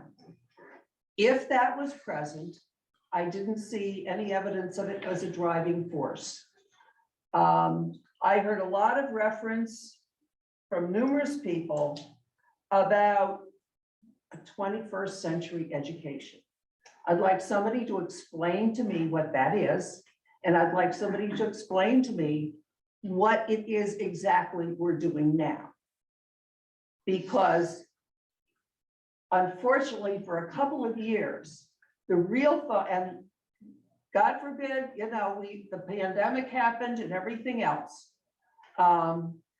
Everybody's lives got all screwed up. But the important thing is the emphasis on education. The important thing is if there's a path forward, if there's something we're going to do, how is that going to improve student performance? How is that going to improve student learning? And there's a lot of buzzwords, always in education. I'm an educator from many years ago. I'm still an educator at heart. But I've seen so many phases, so many fads come and go that didn't really pay off in actual learning. And right now we're in a world of a lot of doubt. Hey, if we have artificial intelligence in our phones, what do we need to learn anything for? We don't even know where kids are going to head, if they even are going to be expected to earn a living. There's so much doubt. But solid knowledge, learning how to learn, loving learning, and loving to achieve and build self-esteem from hard work and accomplishment really has to be the #1 priority of education. And then what can we do to provide the environment for the kids to thrive? Thank you. Chris Sampson, Depot Road, from Depot Road. I promise what I'm about to say is not meant in any kind of malice, but I'm listening to what has transpired. I've been a resident, homeowner in Wilmington for 32 years now, and though I didn't grow up. You have a rare opportunity before you. You are emerging from the weeds. The whole process that took 12 years, and I'm not casting any aspersions on that. It took 12 years. I understand it was hard and it went down a path. And we've emerged from it with a resounding referendum. I don't disagree with what Mr. Washington said. I say it slightly differently. But you're coming out of the weeds and we're now turning around and getting ready to head back into the weeds. As far as I can see from this meeting tonight and a couple of others we've attended via Zoom, you have two problems. One is a communications problem. And I admire the fact that all three boards got together, 2 boards and a committee, got together in the spirit of collaborating and figuring some stuff out. You have a communications problem where whatever rules of order, Roberts or otherwise, we didn't know. Okay, fine. I understand we had to kill the motion in order to get it off the table. That's a process thing that happens always. But there's a communications problem. I think, for instance, a point came up here, somebody maybe that the SBC could vote, for instance, to dissolve itself, that it did not have to go back to the Board of Selectmen to be referred to a town meeting. But I don't know, but then that changed a little bit in both of Peter's motions. So, you know, it's been recommended as it's recommended. I think we're navigating that. The other problem you have, unfortunately, I think, is legitimacy and transparency problem. A lot was said on social media, and I understand, social media, love it or hate it, everybody, either ignoring it personally, but professionally in terms of government, you can't ignore it. A lot was said on social media. I've said some of it.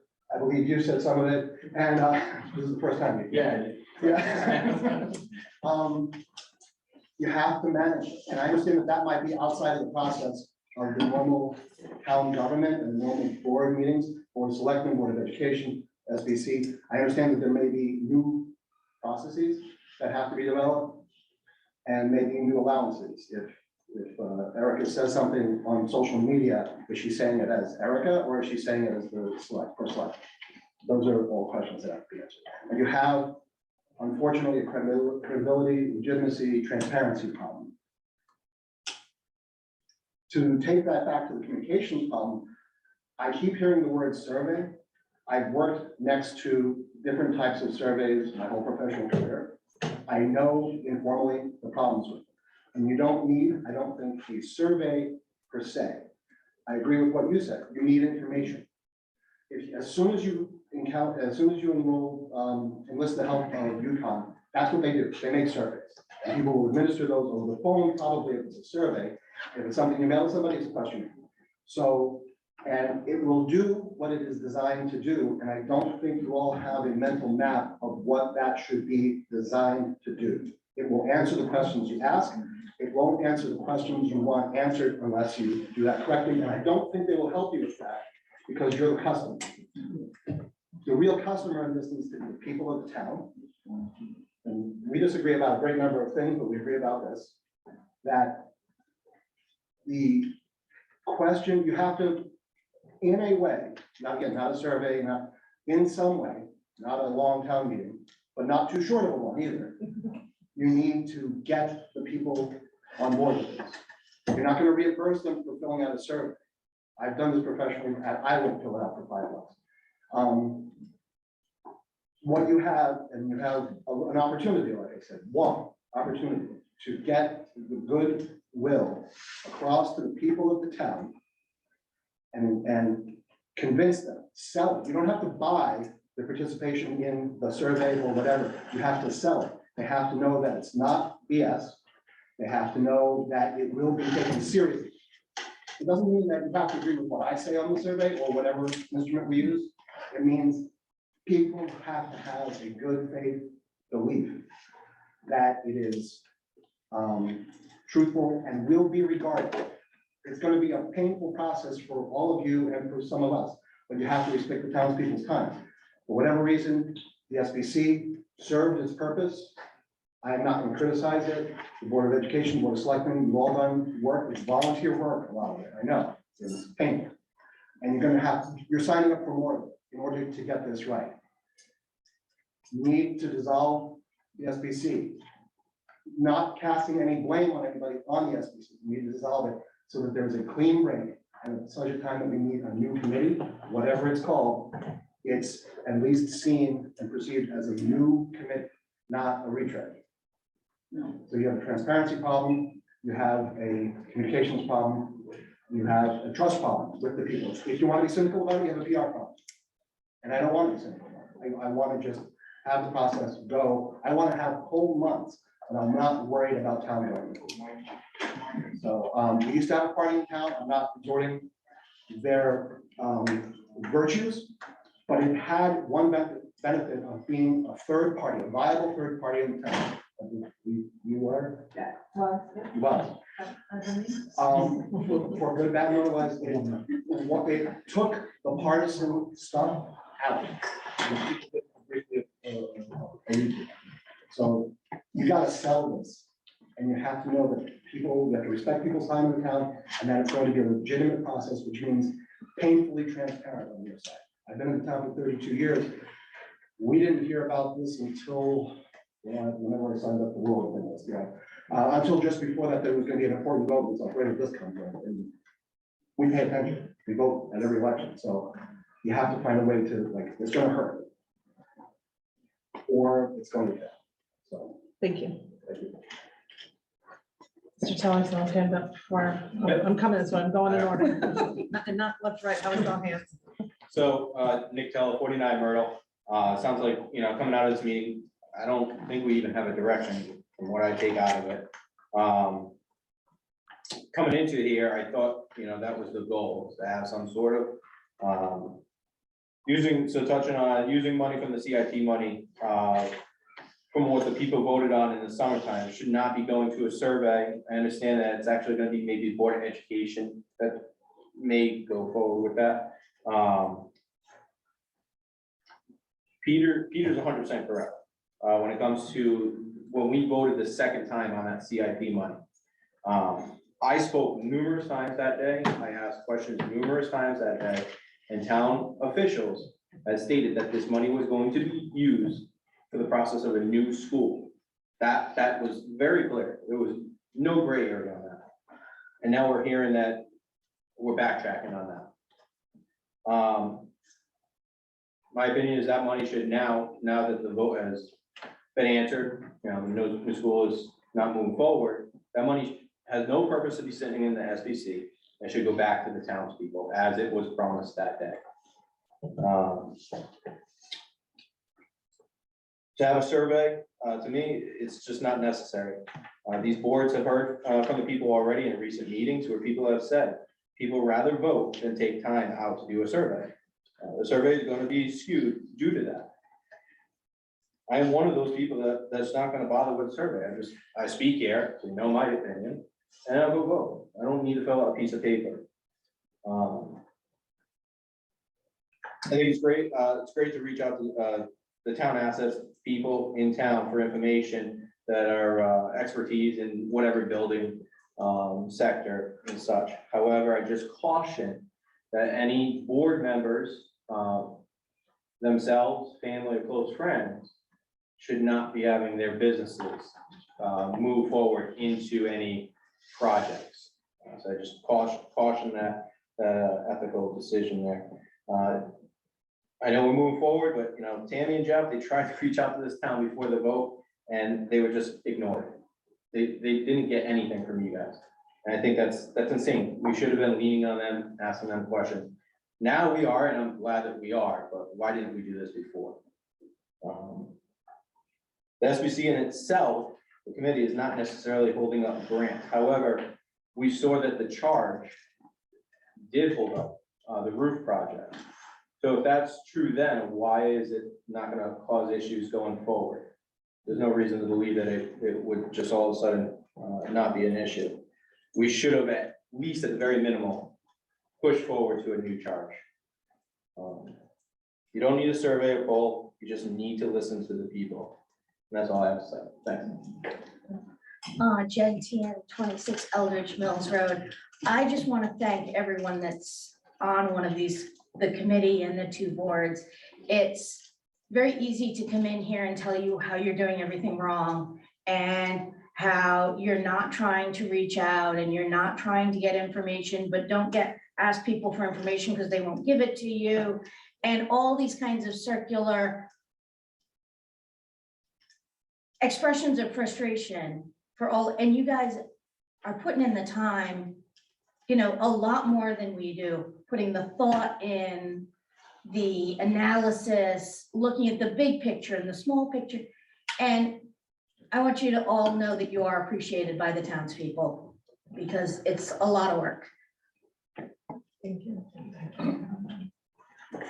Hi, I'm Thomas Pittman. I live in 46 Schofield Road. I just wanted to make a quick point that was brought up a little bit ago about the social media influence on this board. I had seen a lot of things on social media, specifically Facebook, targeting the selectmen's family and how they were profiting off of this. These are adults that are making these posts, and it's pretty upsetting that someone my age has to come and say it. It's very disrespectful to make these comments. So that's all I had to say. Thank you.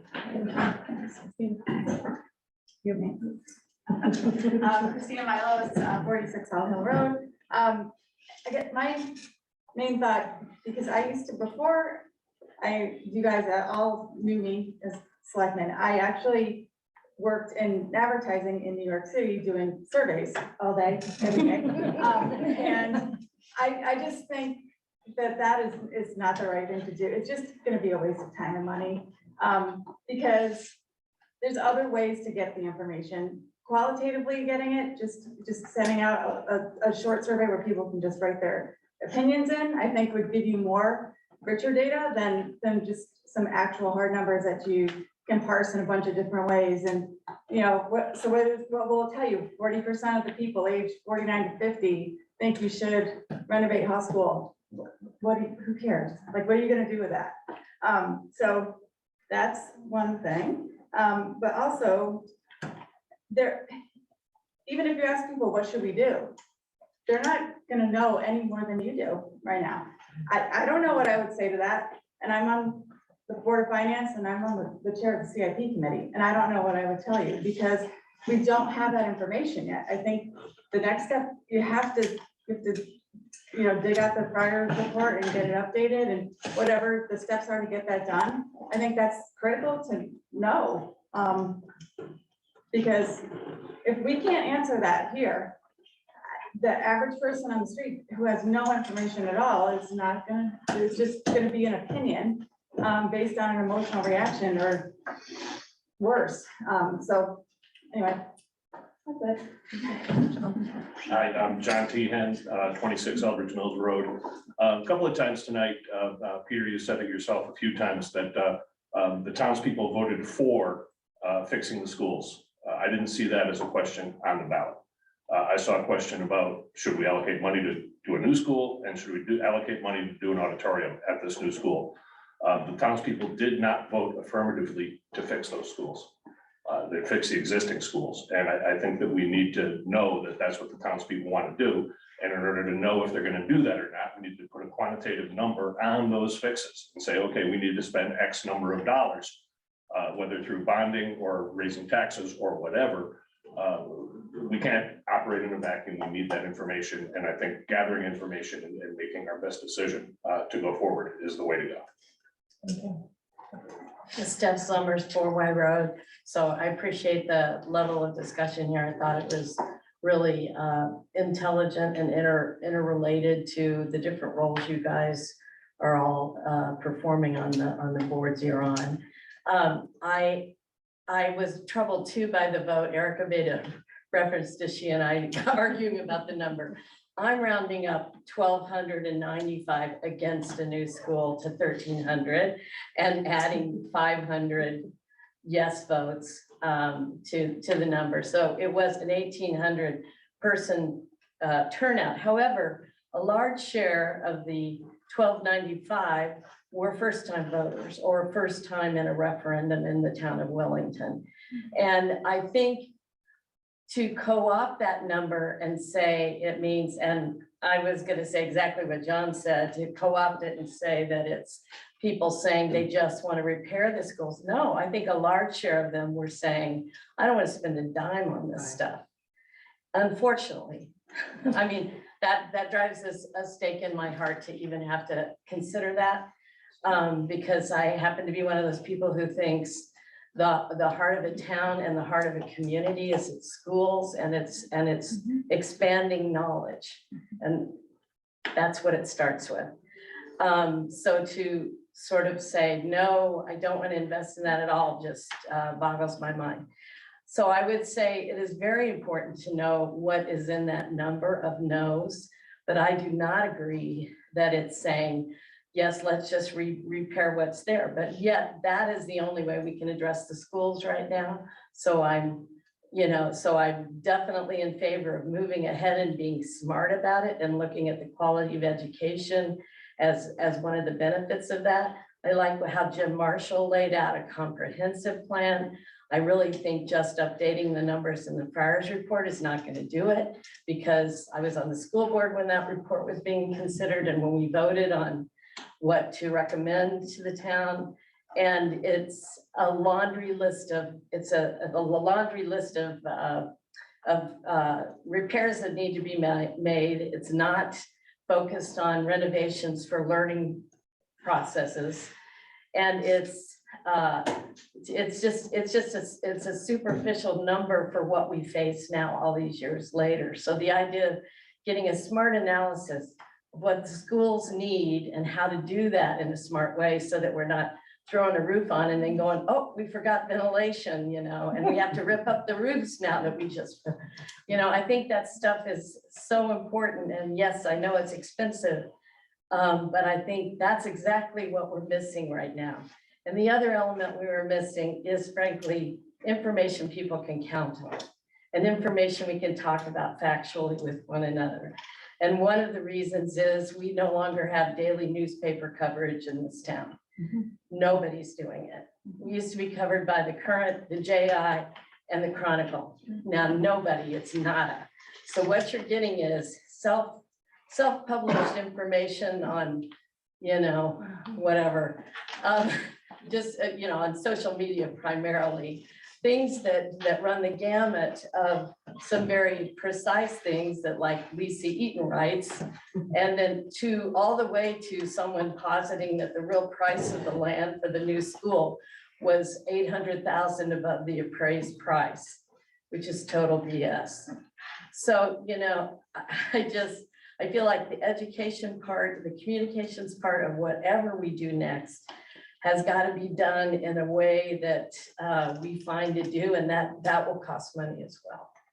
Because frankly, the Fourth Estate used to be, you know, an affordable dynamic. You got people coming in who didn't have an oar in the fight, who are in the water on it, and who could interview the players and interview the public and do their own discernment and figure out what the issues were. We don't have that anymore. No one's sifting for us. So we've got to find a way to create our own direct message. And so I'm sorry, I'm kind of jumbling around here at this late hour, but that's my thought. Thank you. I don't want to discount the folks behind the screen. Did you want to speak? Going one. Are you ready? I can't see you, so if you're raising your hand, all I see is myself. 17 years at Sparta. It's interesting to hear the conversations today. I've been a part of the Wilmington Historical Society for 22 years. And 12 years ago, we started the process of stabilizing and renovating a tavern that was built in 1805. The first thing that we had to do is to get professionals in so we could understand with their help what needed to be done to that building. And I've heard this going back and forth, but it's like, no, you've got to start and understand what all your issues are. The professionals come in, they gave us a conditions assessment of the building and what needed to be taken care of in what order.